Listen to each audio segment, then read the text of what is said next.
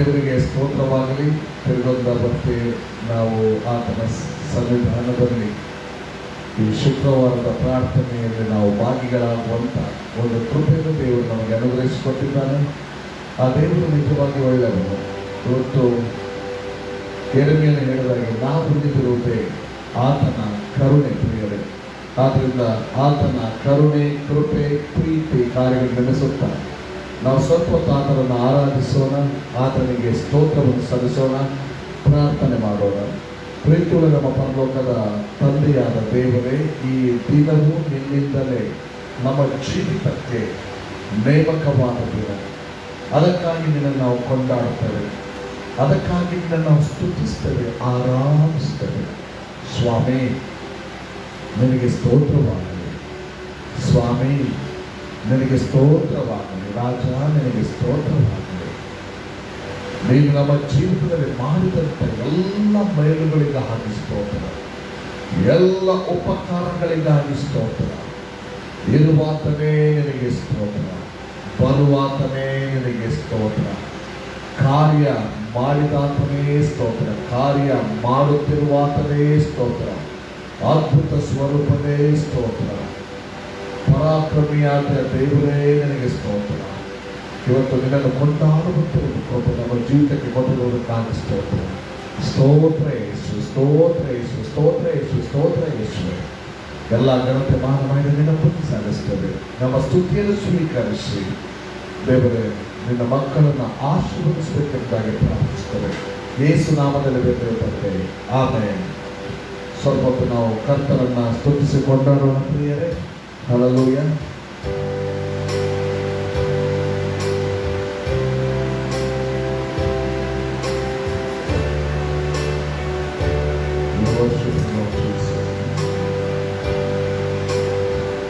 ನಿನ್ನಯ ಸನ್ನಿಧಿಯಲ್ಲಿ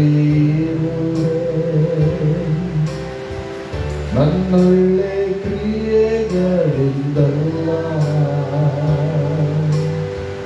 ನಿನ್ನಯ ಕೃಪೆಯಿಂದಲೇ ನಿನ್ನನ್ನೇ ಸ್ತುತಿಸುವೆನು. ನಿನ್ನಯ ಸನ್ನಿಧಿಯಲ್ಲಿ ನನ್ನೊಳ್ಳೆ ಕ್ರಿಯೆಗಳಿಂದಲ್ಲ, ನಿನ್ನಯ ಕೃಪೆಯಿಂದಲೇ ನಿನ್ನನ್ನೇ ಸ್ತುತಿಸುವೆನು. ನೀನೇ ಯೋಗ್ಯನು,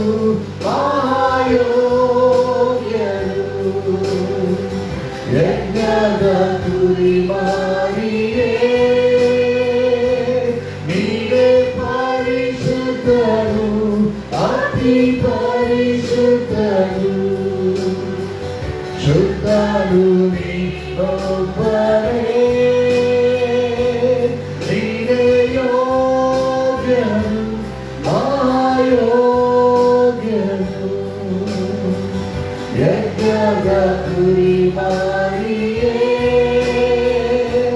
ನೀನೇ ಪರಿಶುದ್ಧನು, ಅತಿ ಪರಿಶುದ್ಧನು, ಶುದ್ಧನು ನೀನೊಬ್ಬನೇ, ಶುದ್ಧನು ನೀನೊಬ್ಬನೇ.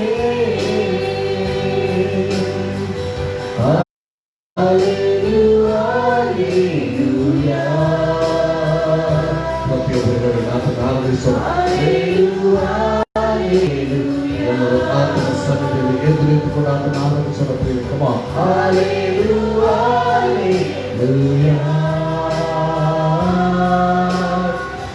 Hallelujah, hallelujah. ನೀನೇ ಯೋಗ್ಯನು, ಮಹಾಯೋಗ್ಯನು, ಯಜ್ಞದ ಕುರಿಮರಿಯೇ, ನೀನೇ ಪರಿಶುದ್ಧನು, ಅತಿ ಪರಿಶುದ್ಧನು, ಶುದ್ಧನು.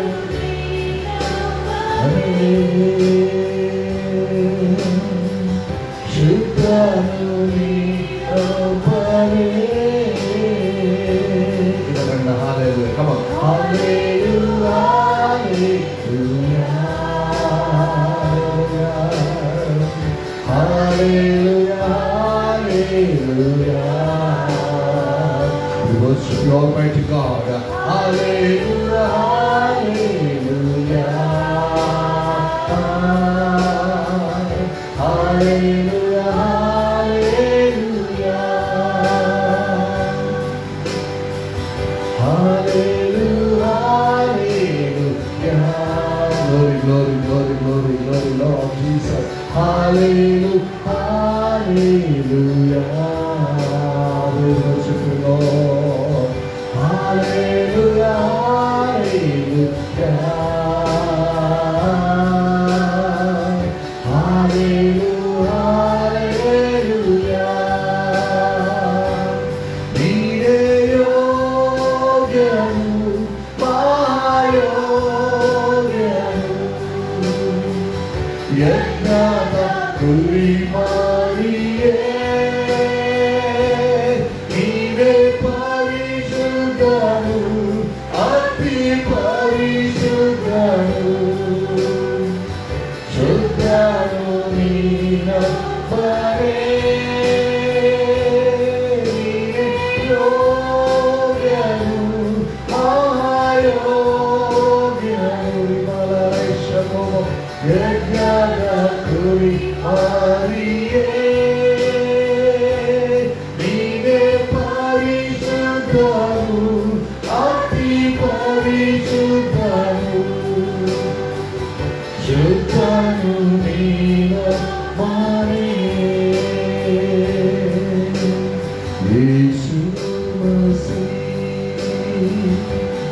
तेरे जैसा है कोई नहीं, तेरे चरणों में झुके आसमान और महिमा गाए ज़मीन। यीशु मसीह तेरे जैसा है कोई नहीं, तेरे चरणों में झुके आसमान और महिमा गाए ज़मीन। हम गाए हो सना, यस लॉर्ड, तू राजाओं का हे राजा, तेरी महिमा पूरे सदा। हे प्रभु हमारा खुदा, हम गाए हो सना, तू राजाओं का हे राजा, तेरी महिमा पूरे सदा। तू है प्रभु हमारा खुदा, तू है प्रभु हमारा खुदा। प्यारे पिता, तूने हमसे कितना प्यार किया, हमें पापों से छुड़ाने को अपने बेटे को कुर्बान किया। प्यारे पिता, तूने हमसे कितना प्यार किया, हमें पापों से छुड़ाने को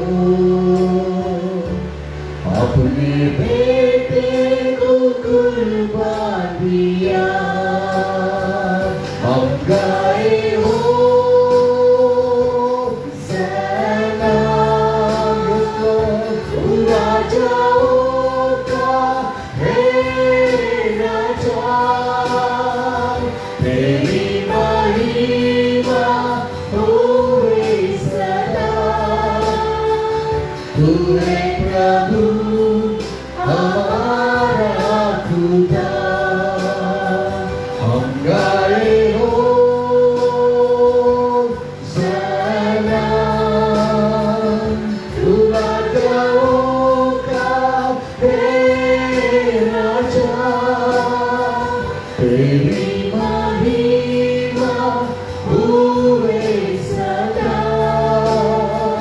तू है प्रभु हमारा खुदा, तू है प्रभु हमारा खुदा. ಓ ನಮ್ಮ ದೇವರೇ ನಿನಗೆ ಸ್ತೋತ್ರಪ್ಪ, ನಮ್ಮ ರಾಜನೇ ನಿನಗೆ ಸ್ತೋತ್ರಪ್ಪ. ನಮ್ಮ ಮೇಲೆ ಅತಿಶಯವಾದಂತ ಕರುಣೆ ಇಟ್ಟು ಒಬ್ಬನೇ ಮಗನನ್ನು ಕೊಟ್ಟಂತ ದೇವರೇ, ಆ ಒಬ್ಬನೇ ಮಗನ ಮೂಲಕ ನಿನಗೆ ನಾವು ಘನತೆಯನ್ನು ಸಲ್ಲಿಸ್ತೇವೆ. ಯಾವುದಕ್ಕೂ ಬೇಡವಾದ ನಮ್ಮನ್ನ, ಗಣನೆಗೆ ಬಾರದಂತ ನಮ್ಮನ್ನ, ಅಶಕ್ತತೆ ಸ್ಥಿತಿಯಲ್ಲಿದ್ದಂತ ನಮ್ಮನ್ನ, ಓ ದೇವರೇ ಕರ್ತನ ಶಕ್ತರನ್ನಾಗಿ ಮಾಡೋದಕ್ಕಾಗಿ, ಓ ಥ್ಯಾಂಕ್ ಯು ಲಾರ್ಡ್, ನಿನ್ನ ಮಕ್ಕಳನ್ನಾಗಿ ಮಾಡೋದಕ್ಕಾಗಿ ದೈವಿಕ ಕಾಲದಲ್ಲಿ ನಿನ್ನ ಮಗನನ್ನ ಕಳಿಸಿಕೊಟ್ಟು ಕಾಲವು ಪರಿಪೂರ್ಣವಾದಾಗ ನಿನ್ನ ಮಗನ ಲೋಕಕ್ಕೆ ಬಂದು ನಮಗೋಸ್ಕರ ಓ ಬದಲಿಯಾದಂಥ ಪ್ರೀತಿಗೋಸ್ಕರ ಸ್ತೋತ್ರ. ನಮ್ಮ ಎಲ್ಲ ಪಾಪ ಶಾಪ ರೋಗಗಳನ್ನು ಹೊತ್ತುಕೊಂಡಿರುವುದಕ್ಕಾಗಿ ಸ್ತೋತ್ರ. ನಮ್ಮನ್ನು ಕರ್ತನೆ ನೀತಿಪುತ್ರರಿಗೆ ನಿರ್ಣಯಿಸುವುದಕ್ಕಾಗಿ ಸ್ತೋತ್ರ. ನಿನ್ನ ಮಕ್ಕಳಾಗಿ ಮಾಡಿದ್ದಕ್ಕಾಗಿ ಸ್ತೋತ್ರ. Thank you Jesus. ನಿನ್ನ ಮಕ್ಕಳಿರುವಂತ ಪರಿಜ್ಞಾನದಲ್ಲಿ ದೇವರೇ ನಡೆಯುವುದಕ್ಕಾಗಿ ಪರಿಶುದ್ಧಾತ್ಮನ ಒಂದು ಸಹಾಯವನ್ನು ನೀಡುವುದಕ್ಕಾಗಿ ಸ್ತೋತ್ರ. ಆ ಆತ್ಮನು ನಮ್ಮನ್ನು ದಿನದಿಂದ ಸಕಲ ವಿಧವಾಗಿ ಸತ್ಯಕ್ಕೆ ಸೇರಿಸುವುದಕ್ಕಾಗಿ ಸ್ತೋತ್ರ. ನೀನು ಕೊಟ್ಟಂತ ಸಹಾಯದ ಆತ್ಮನಿಗಾಗಿ ಸ್ತೋತ್ರ. Thank you lord. ದೇವರೇ, ಇಂತಹ ದೇವರಾದ ನಿನ್ನನ್ನು ನಾವು ಘನಪಡಿಸ್ತೇವೆ, ನಿನ್ನನ್ನು ಘನಪಡಿಸ್ತೇವೆ. ನಾವು ಉಳಿದಿರುವುದು ನಿನ್ನ ಕರುಣೆ ಸ್ವಾಮಿ. ಅವು ನಿನ್ನ ಕೃಪಾವರಗಳು ನಿಂತು ಹೋಗಾವು. ಇವತ್ತು ನಾವು ಏನಾದರೂ ಇರುವುದಾದ್ರೆ ಅದು ನಿನ್ನ ಕೃಪೆ, ಅದು ನಿನ್ನ ಪ್ರೀತಿ, ಅದು ನಿನ್ನ ಕರುಣೆ, ನಮ್ಮದಲ್ಲ ಸ್ವಾಮಿ. ಏನಿದ್ರು ನಿನ್ನದೇ. Thank you Jesus. ನಿನ್ನ ಪ್ರೀತಿಗಾಗಿ ಸ್ತೋತ್ರ. Hallelujah. We worship you lord. Thank you lord. ನಿನ್ನ ಮಕ್ಕಳಲ್ಲಿ ಇರುವಂತ ನಿನ್ನ ಸಾನ್ನಿಧ್ಯಕ್ಕೋಸ್ಕರ ಸ್ತೋತ್ರ. ನಿನ್ನ ಮಕ್ಕಳಲ್ಲಿರುವಂತ ನಿನ್ನ ಅಭಿಷೇಕಕ್ಕಾಗಿ ಸ್ತೋತ್ರ. ನಿನ್ನ ಮಕ್ಕಳಲ್ಲಿರುವಂತ ನಿನ್ನ ಒಂದು ಪ್ರಸನ್ನತೆಗಾಗಿ ಸ್ತೋತ್ರ. Thank you Jesus. Thank you Jesus. Thank you lord. Thank you. We worship you, Lord. ದೇವಾ ಪ್ರಸನ್ನತೆ ನನ್ನಲ್ಲಿಯೇ ನೆಲೆಗೊಂಡಿದೆ. ಓ ದೇವಾ ಪ್ರಸನ್ನತೆ ನನ್ನಲ್ಲಿಯೇ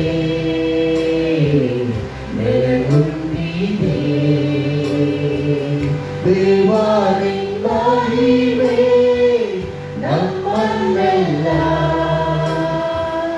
ಪರಿಶುದ್ಧ ಸ್ಥಳದಲ್ಲಿ ನಿಲ್ಲಿಸಿದೆ. ದೇವಾ ನಿನ್ನ ಮಹಿಮೆ ನಮ್ಮನ್ನೆಲ್ಲ ಪರಿಶುದ್ಧ ಸ್ಥಳದಲ್ಲಿ ನಿಲ್ಲಿಸಿದೆ. ದೇವಾ ಪ್ರಸನ್ನತೆ ನಮ್ಮಲ್ಲಿಯೇ ನೆಲೆಗೊಂಡಿದೆ. ಓ ದೇವಾ ಪ್ರಸನ್ನತೆ ನಮ್ಮಲ್ಲಿಯೇ ನೆಲೆಗೊಂಡಿದೆ. ದೇವರ ಶುದ್ಧ ಅಗ್ನಿಯು ಇಂದು ನಮ್ಮಲ್ಲಿ ಇಳಿದು ಬಂದಿದೆ. ದೇವರ ಶುದ್ಧ ಅಗ್ನಿಯು ಇಂದು ನಮ್ಮಲ್ಲಿ ಇಳಿದು ಬಂದಿದೆ. ದೇವಾ ನಿನ್ನ ಮಹಿಮೆ ನಮ್ಮನ್ನೆಲ್ಲ ಪರಿಶುದ್ಧ ಸ್ಥಳದಲ್ಲಿ ನಿಲ್ಲಿಸಿದೆ.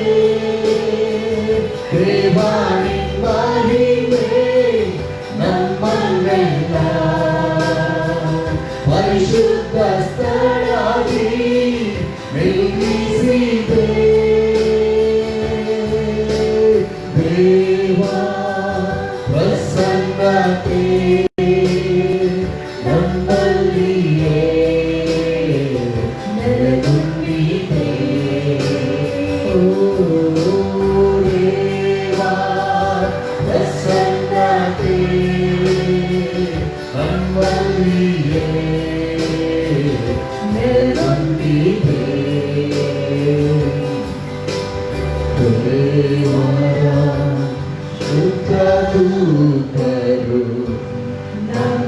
ಸುತ್ತಲೂ ಇಲ್ಲಿ ನಿಂತಿದ್ದರೆ ದೇವರ ಶುದ್ಧ ದೂತರು ನಮ್ಮ ಸುತ್ತಲೂ ಇಲ್ಲಿ ನಿಂತಿದ್ದರೆ ದೇವಾದಿ ಮಹಿಮೆ ನಮ್ಮನ್ನೆಲ್ಲ ಪರಿಶುದ್ಧ ಸ್ಥಳದಲ್ಲಿ ನಿಲ್ಲಿಸಿದೆ. ದೇವಾದಿ ಮಹಿಮೆ ನಮ್ಮನ್ನೆಲ್ಲ ಪರಿಶುದ್ಧ ಸ್ಥಳದಲ್ಲಿ ನಿಲ್ಲಿಸಿದೆ. ದೇವಾ ಪ್ರಸನ್ನತೆ ನಮ್ಮಲ್ಲಿಯೇ ನೆಲೆಗೊಂಡಿದೆ. ದೇವಾ ಪ್ರಸನ್ನತೆ ನಮ್ಮಲ್ಲಿಯೇ ನೆಲೆಗೊಂಡಿದೆ. ಓ ದೇವಾ ಪ್ರಸನ್ನತೆ ನಮ್ಮಲ್ಲಿಯೇ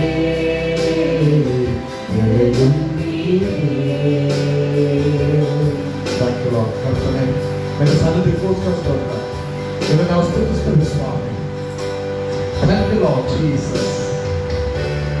Hallelujah. Thank you Lord. ಈಗ ನಾವು ಸ್ವಾಮಿ ನಿನ್ನ ವಾಕ್ಯವನ್ನು ಧ್ಯಾನಿಸಲಿಕ್ಕೆ ಹೋಗುವಾಗ ನಮ್ಮ ಕೂಡ ನಿನ್ನ ಮಾತನಾಡಪ್ಪ. ನಿನ್ನ ನುಡಿಗಳಿಗೋಸ್ಕರ ನಿರೀಕ್ಷಿಸಿಕೊಂಡೇ ಇದ್ದೇವೆ. ನನ್ನ ಕಣ್ಣು ತೆರೆ ಆಗ ಧರ್ಮಶಾಸ್ತ್ರದ ಅದ್ಭುತಗಳನ್ನು ಕಂಡುಕೊಳ್ಳಬೇಕು. ದೇವರೇ, ಕ್ರಿಸ್ತನ ಸಭೆಯ ಪ್ರಕಟಣೆಗಳು, ಸಭೆಯ ಜೀವಿತ, ಸಭೆಯ ಫಲ ದೇವರು ಏನೆಲ್ಲ ಕಲ್ತುಕೊಳ್ಳಿಕೊಟ್ಟು ಸ್ವಾಮಿ ಕರ್ತನೆ ನಿನ್ನ ವಾಕ್ಯದ ಮೂಲಕ ನೀನು ಮಾತನಾಡಬೇಕೆಂದಾಗಿ ನಾವು ಪ್ರಾರ್ಥಿಸ್ತೇವೆ. ಈ ಸಮಯದಲ್ಲಿ ಕರ್ತ ನೀನು ಮಾತನಾಡಬೇಕು. Hallelujah. Thank you lord, thank you lord. ಎಲ್ಲ ಉಪಕರಣಗಳು ಸ್ತೋತ್ರ ಸಲ್ಲಿಸ್ತೇವೆ. ಕಳೆದ ದಿನಗಳಲ್ಲಿ ನಮ್ಮ ಕೂಡ ನೀನು ವಾಕ್ಯಗಳಿಂದ ಮಾತಾಡುತ್ತಾ ಬಂದಿದ್ದೆ. ನಮ್ಮನ್ನು ಶುದ್ಧೀಕರಣಕ್ಕೆ ವಾಕ್ಯದ ಮೂಲಕ ನಡೆಸಿದ್ದೆ. ಜ್ಞಾನದಿಂದ ಜ್ಞಾನಕ್ಕೆ ನಡೆಸಿದ್ದೆ. ಸತ್ಯದ ಜ್ಞಾನಕ್ಕೆ ನಡೆಸ್ತಾ ಬಂದಿದ್ದೆ. ಇವತ್ತು ಕೂಡ ನಡೆಸು ಸ್ವಾಮಿ, ಬಲಪಡಿಸಿ. ನಿನ್ನ ಚಿತ್ತವನ್ನು ನಮ್ಮ ಜೀವಿತದಲ್ಲಿ ನೆರವೇರುವುದಕ್ಕಾಗಿ ಬಲವಾದಂತ ಒಂದು ಪಾತ್ರಗಳಾಗಿ ಉಪಯೋಗವಾಗುವಂತೆ ನಮ್ಮ ನಡೆಸು. ಎಲ್ಲ ಘನತೆ ಮಾನ ಮಹಿಮೆಗಳಿಗೆ ನಾವು ಸಲ್ಲಿಸ್ತೇವೆ. ಮೊದಲ ಸಮಯದಿಂದ ಒಪ್ಪಿಸಿಕೊಳ್ತೇವೆ. ಯೇಸು ಕ್ರಿಸ್ತನ ನಾಮದಲ್ಲಿ ಬೇಡಿದ್ದೇವೆ ತಂದೆ. Amen, amen, amen. ನಾವು ದೇವರ ವಾಕ್ಯವನ್ನು ಕೇಳಿಸಿಕೊಳ್ಳುವಂತ ಸಮಯ.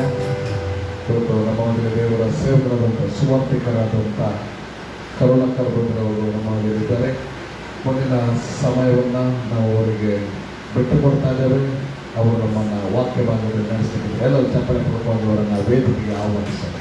ಪ್ಲೀಸ್ ಕರ್ತಾರೆ.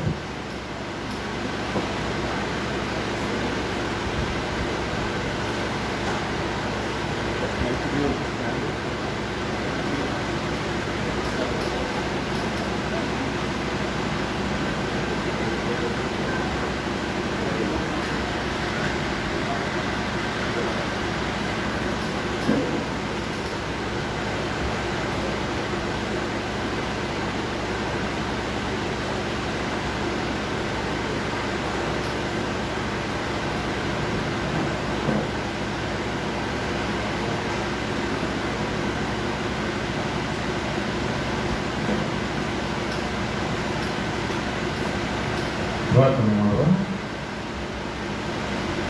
ಅಪ್ಪ, ನಮ್ಮನ್ನು ಬಹಳವಾಗಿ ಪ್ರೀತಿ ಮಾಡುವಂಥ ನಮ್ಮ ಒಳ್ಳೆಯ ಪರಲೋಕ ತಂದೆಯಾಗಿರುವೆ, ನಿನ್ನ ಮಕ್ಕಳಾದ ನಾವು ಸ್ವಾಮಿ ಈ ಮುಂಜಾನೆ ವೇಳೆಯಲ್ಲಿ ನಿಮ್ಮ ಸನ್ನಿಧಾನದಲ್ಲಿ ಸೇರಿ ಬರುವಂಥ ಮಹಾಕೃಪೆ ನಮ್ಮ ಜೀವಿತಕ್ಕೆ ನೀವು ಒದಗಿಸಿಕೊಟ್ಟದಕ್ಕಾಗಿ ನಿಮಗೆ ನಾವು ಸ್ತೋತ್ರ ಮಾಡ್ತೇವಪ್ಪ. ನಮ್ಮ ಮೇಲೆ ನೀನು ತೋರಿದಂಥ ಪ್ರೀತಿ, ದಯೆ, ಕರುಣೆ, ದೀರ್ಘ ಶಾಂತಿಗಾಗಿ ಸ್ತೋತ್ರ. ಅಪಾರವಾದಂಥ ಕರುಣೆಗಾಗಿ ನಿಮಗೆ ನಾನು ಸ್ತೋತ್ರ ಮಾಡುತ್ತಾ ಸ್ವಾಮಿ, ಸ್ವಲ್ಪ ಹೊತ್ತು ನಿಮ್ಮ ವಾಕ್ಯವನ್ನು ಧ್ಯಾನ ಮಾಡಲಿಕ್ಕೂ ಪ್ರಾರ್ಥನೆ ಮಾಡಲಿಕ್ಕೂ ನಮ್ಮೆಲ್ಲರಿಗೆ ನೀನು ಕೃಪೆಯನ್ನು ಅನುಗ್ರಹಿಸಿಕೊಟ್ಟು ಸ್ವಾಮಿ, ನಿಮ್ಮ ವಾಕ್ಯದಲ್ಲಿರುವ ಸತ್ಯಾರ್ಥಗಳನ್ನು ನಾವು ತಿಳಿದುಕೊಂಡು ಸ್ವಾಮಿ ಅದರ ಪ್ರಕಾರ ಜೀವಿಸಿ ಪ್ರಾರ್ಥಿಸುವುದಕ್ಕೆ ನಮಗೆ ನಿನ್ನ ಆತ್ಮನ ಸಹಾಯ ಒದಗಿಸಿಕೊಟ್ಟು ಸಹಾಯ ಮಾಡಬೇಕೆಂಬುದಾಗಿ ತಗ್ಗಿಸಿಕೊಂಡು ಪ್ರಾರ್ಥಿಸುತ್ತೇನಪ್ಪ. ನಿನ್ನ ಬಡದಾಸನನ್ನು ಸುಲಭೆಯಿಂದ ಮರೆ ಮಾಡಿ ನೀನೊಬ್ಬನೇ ಮಹಿಮೆ ಹೊಂದಿಕೊ. ನಿನ್ನ ರಾಜ್ಯ ಬರಲಿ, ನಿನ್ನ ಚಿತ್ತ ನೆರವೇರಲಿ, ನಿನ್ನ ಉದ್ದೇಶ ಪರಿಪೂರ್ಣಗೊಳ್ಳಲಿ ಎಂಬುದಾಗಿ ಅಂಗಲಾಚಿ ಪ್ರಾರ್ಥಿಸುತ್ತೇನೆ. ಎಲ್ಲ ಜನ ಮಾನ ಮಹಿಮೆ ಪಡೆ ನಿನ್ನ ಗೊಬ್ಬನಿಗೆ ಯೇಸು ಕ್ರಿಸ್ತನ ನಾಮದಲ್ಲಿ ಆಗಲಿಯಪ್ಪ. ಆಮೇಲೆ ದೇವರು ಒಳ್ಳೆಯವರು, ಅವರು ಒಳ್ಳೆಯದನ್ನೇ ಮಾಡ್ತಾರೆ. ಈ ಒಳ್ಳೆಯ ದೇವರ ಕೃಪೆಯಿಂದ ನಿಮ್ಮ ಮದುವೆಯಲ್ಲಿ ಅನೇಕ ದಿನಗಳ ನಂತರದಲ್ಲಿ ಬಂದು ದೇವರ ವಾಕ್ಯ ಸಂದೇಶವನ್ನು ಕೊಡುವ ಸೌಭಾಗ್ಯವನ್ನು ಕೊಟ್ಟಂಥ ಒಳ್ಳೆಯ ದೇವರಿಗೆ ನಾನು ಕೃತಜ್ಞತೆಯಿಂದ ಸ್ತೋತ್ರವನ್ನು ಸಲ್ಲಿಸುವನಾಗಿದ್ದೇನೆ.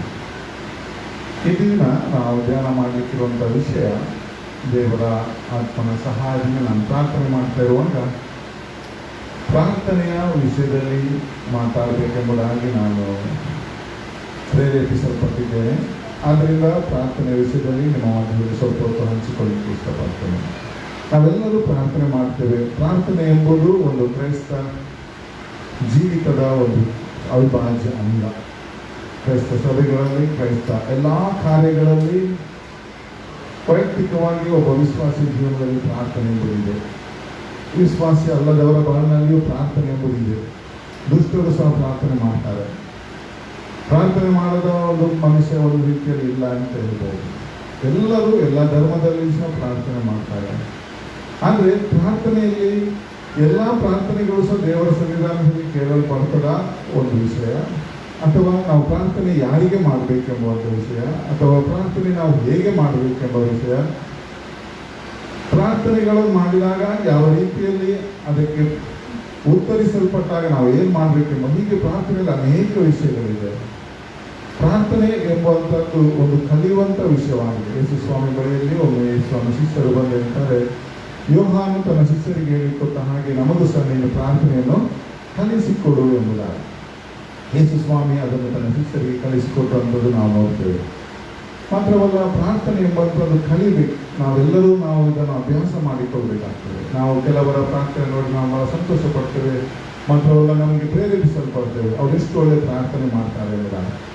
ಪ್ರಾರ್ಥನೆಗಾಗಿ ಈ ದಿನಗಳಲ್ಲಿ ಇನ್ನೊಬ್ಬರ ಬಳಿಗೆ ಹೋಗುವಂತಹದ್ದನ್ನು ಸಹ ನಾವು ನೋಡ್ತೇವೆ. ಪ್ರಾರ್ಥನೆ ಮಾಡಿಸಿಕೊಳ್ಳೋದಕ್ಕೆ ಬರ್ತಾರೆ ಸೇವಕರ ಬಳಿಯಲ್ಲಿ. ಮಾತ್ರವಲ್ಲ, ಪ್ರಾರ್ಥನೆ ಎಂಬುವಂಥದ್ದು ಒಂದು ಶ್ರೇಷ್ಠವಾದಂಥ ಸೌಭಾಗ್ಯ ಎಂಬುದಾಗಿ ಹೇಳಿದ್ರು ತಪ್ಪಾಗಲ್ಲ. ಯಾಕಂತೇಳಿದರೆ ಮಾನವರಾದ ನಮಗೆ ದೇವರೊಂದಿಗೆ ಮಾತಾಡಲಿಕ್ಕೆ ಸಿಕ್ಕಿದಂಥ ಒಂದು ಅಮೂಲ್ಯವಾದಂಥ ಒಂದು ಅವಕಾಶ. ಅನ್ನಿಸ್ತೇನೆ, ನಾವು ಯಾರ ಹತ್ರ ಆದರೆ ಮಾತಾಡಲಿಕ್ಕೆ ಇಷ್ಟಪಡುವಾಗ ಅವರು ನಾವು ಮಾತನ್ನು ಕೇಳದಿದ್ರೆ ನಾವು ಮಾತಾಡ್ತೇವ. ಉದಾಹರಣೆಗೆ ನೀವು ಫೋನ್ ಮಾಡಿದಾಗ ನೀವು ಫೋನಲ್ಲಿ ಅವರು ಎದುರಿನವರು ರಿಸೀವ್ ಮಾಡಿದರೂ ಸಹ ನಿಮಗೆ ಅಲ್ಲಿಂದ ಯಾವ ಪ್ರತ್ಯುತ್ತರ ಬರೆದಿದ್ರೆ ನೀವೇನು ಮಾಡ್ತೀರಾ? ಫೋನು ಸ್ವಲ್ಪ ಹೊತ್ತು ಮಾತಾಡಿ ಕಟ್ ಮಾಡ್ತೀರ. ನಮಗೆ ಯಾರ ಹತ್ರ ಆದರೂ ಈ ಲೋಕದಲ್ಲಿ ಸಂಭಾಷಣೆ ಮಾಡುವಾಗ ಅವರು ನಮಗೆ ಪ್ರತಿಯಾಗಿ ಸಂಭಾಷಣೆಯಲ್ಲಿ ತೊಡಗದಿದ್ರೆ ನಾವೇನು ಮಾಡ್ತೇವೆ? ಅವರೊಟ್ಟಿಗೆ ಸಂಭಾಷಣೆ ಮಾಡಲಿಕ್ಕೆ ಇಷ್ಟಪಡೋದಿಲ್ಲ.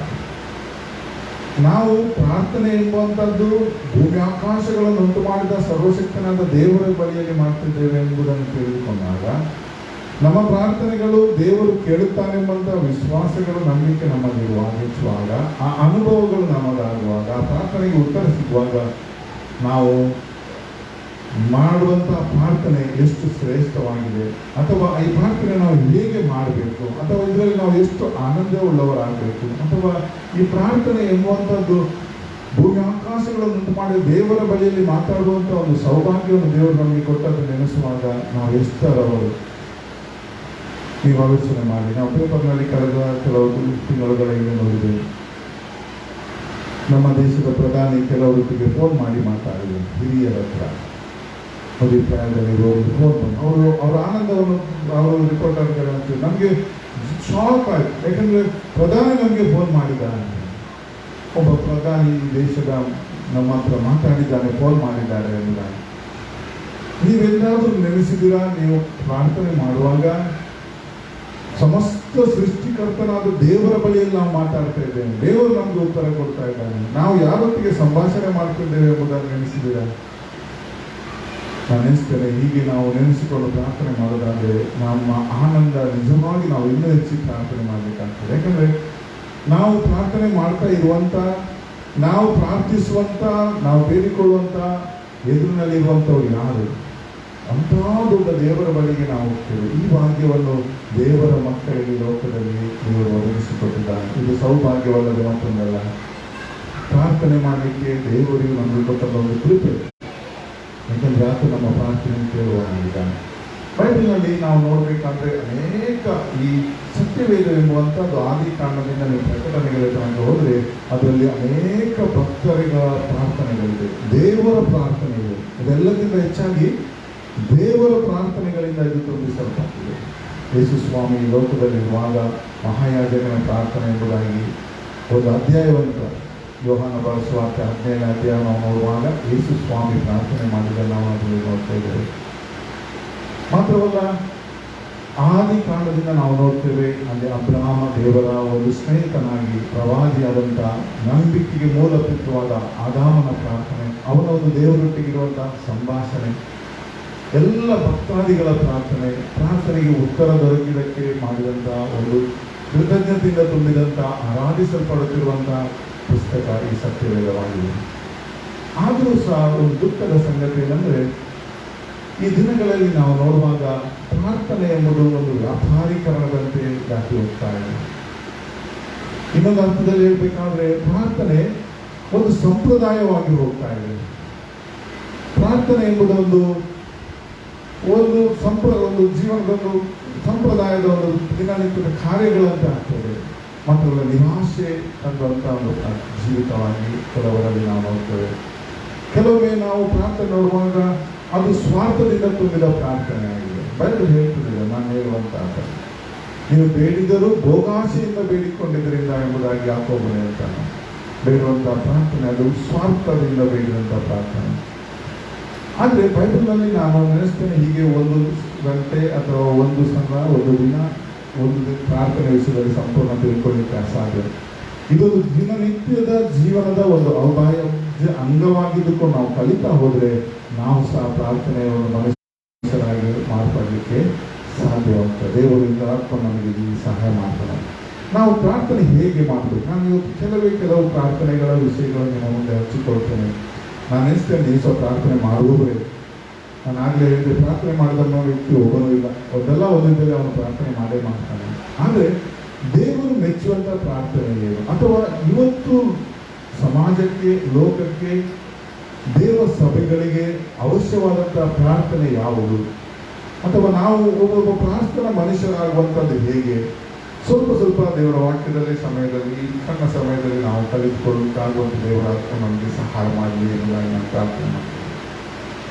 ಯೇಸು ಸ್ವಾಮಿ ಮತ್ತೆ ಲೂಕನ ಸುವಾರ್ತೆ 18ನೇ ಅಧ್ಯಾಯದಲ್ಲಿ ಪ್ರಾರಂಭ ಮಾಡುವಾಗ ಹೇಳ್ತಾನೆ, ಯೇಸು ಪ್ರಾರ್ಥನೆ ವಿಷಯದಲ್ಲಿ ಅನ್ಯಾಯಗಾರರಾದ ನ್ಯಾಯಾಧಿಪತಿಯ ಸಾಮ್ಯದ ಮೂಲಕ ಉಪದೇಶ ಮಾಡಿತು. ಯೇಸು ಪ್ರಾರ್ಥನೆ ಕುರಿತಾಗಿ ಉಪದೇಶ ಮಾಡೋದಕ್ಕೆ ಒಂದು ಸಾಮ್ಯವನ್ನು ತೆಗೆದುಕೊಳ್ತಾನೆ. ಅಲ್ಲಿ ಮೊದಲನೇ ವಚನ ಪ್ರಾರಂಭ ಹೇಗಾಗ್ತದೆ, ಬೇಸರಗೊಳ್ಳದೆ ಯಾವಾಗಲೂ ಪ್ರಾರ್ಥನೆ ಮಾಡುತ್ತಿರಬೇಕೆಂಬುದಕ್ಕೆ ಆತನವರಿಗೆ ಒಂದು ಸಾಮ್ಯವನ್ನು ಹೇಳಿದನು.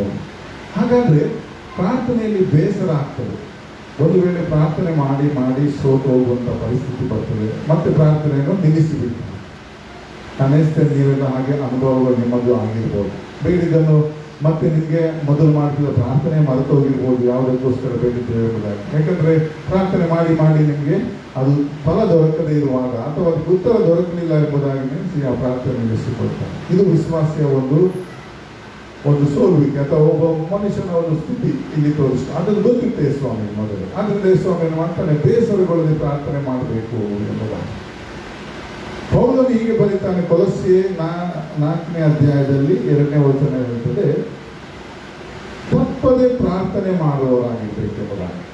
ಅಲ್ಲಿ ಕೊಲೊಸ್ಸೆ 4ನೇ ಅಧ್ಯಾಯವನ್ನು ಪ್ರಾರ್ಥನೆಯನ್ನು ತಪ್ಪದೆ ಮಾಡುವವರಾಗಿ ಅದರಲ್ಲಿ ಎಚ್ಚರವಾಗಿದ್ದು ದೇವರಿಗೆ ಕೃತಜ್ಞತೆ ಮಾಡಿರಿ ಎಂಬುದಾಗಿ. ಹಾಗಾದ್ರೆ ತಪ್ಪದೆ ಪ್ರಾರ್ಥನೆ ಮಾಡುವುದಿಲ್ಲ. ಪ್ರಾರ್ಥನೆ ಮಾಡುವುದನ್ನು ಕೆಲವೊಮ್ಮೆ ಮಾಡ್ತಾರೆ, ಕೆಲವರು ರೂಢಿಯಾಗಿ ಮಾಡಿಕೊಳ್ತಾರೆ, ಕೆಲವರು ಅದನ್ನು ಅವಶ್ಯಕತೆ ಇದ್ದಾಗ ಮನುಷ್ಯ ಪ್ರಾರ್ಥನೆ ಮಾಡಿಕೊಳ್ತಾನೆ.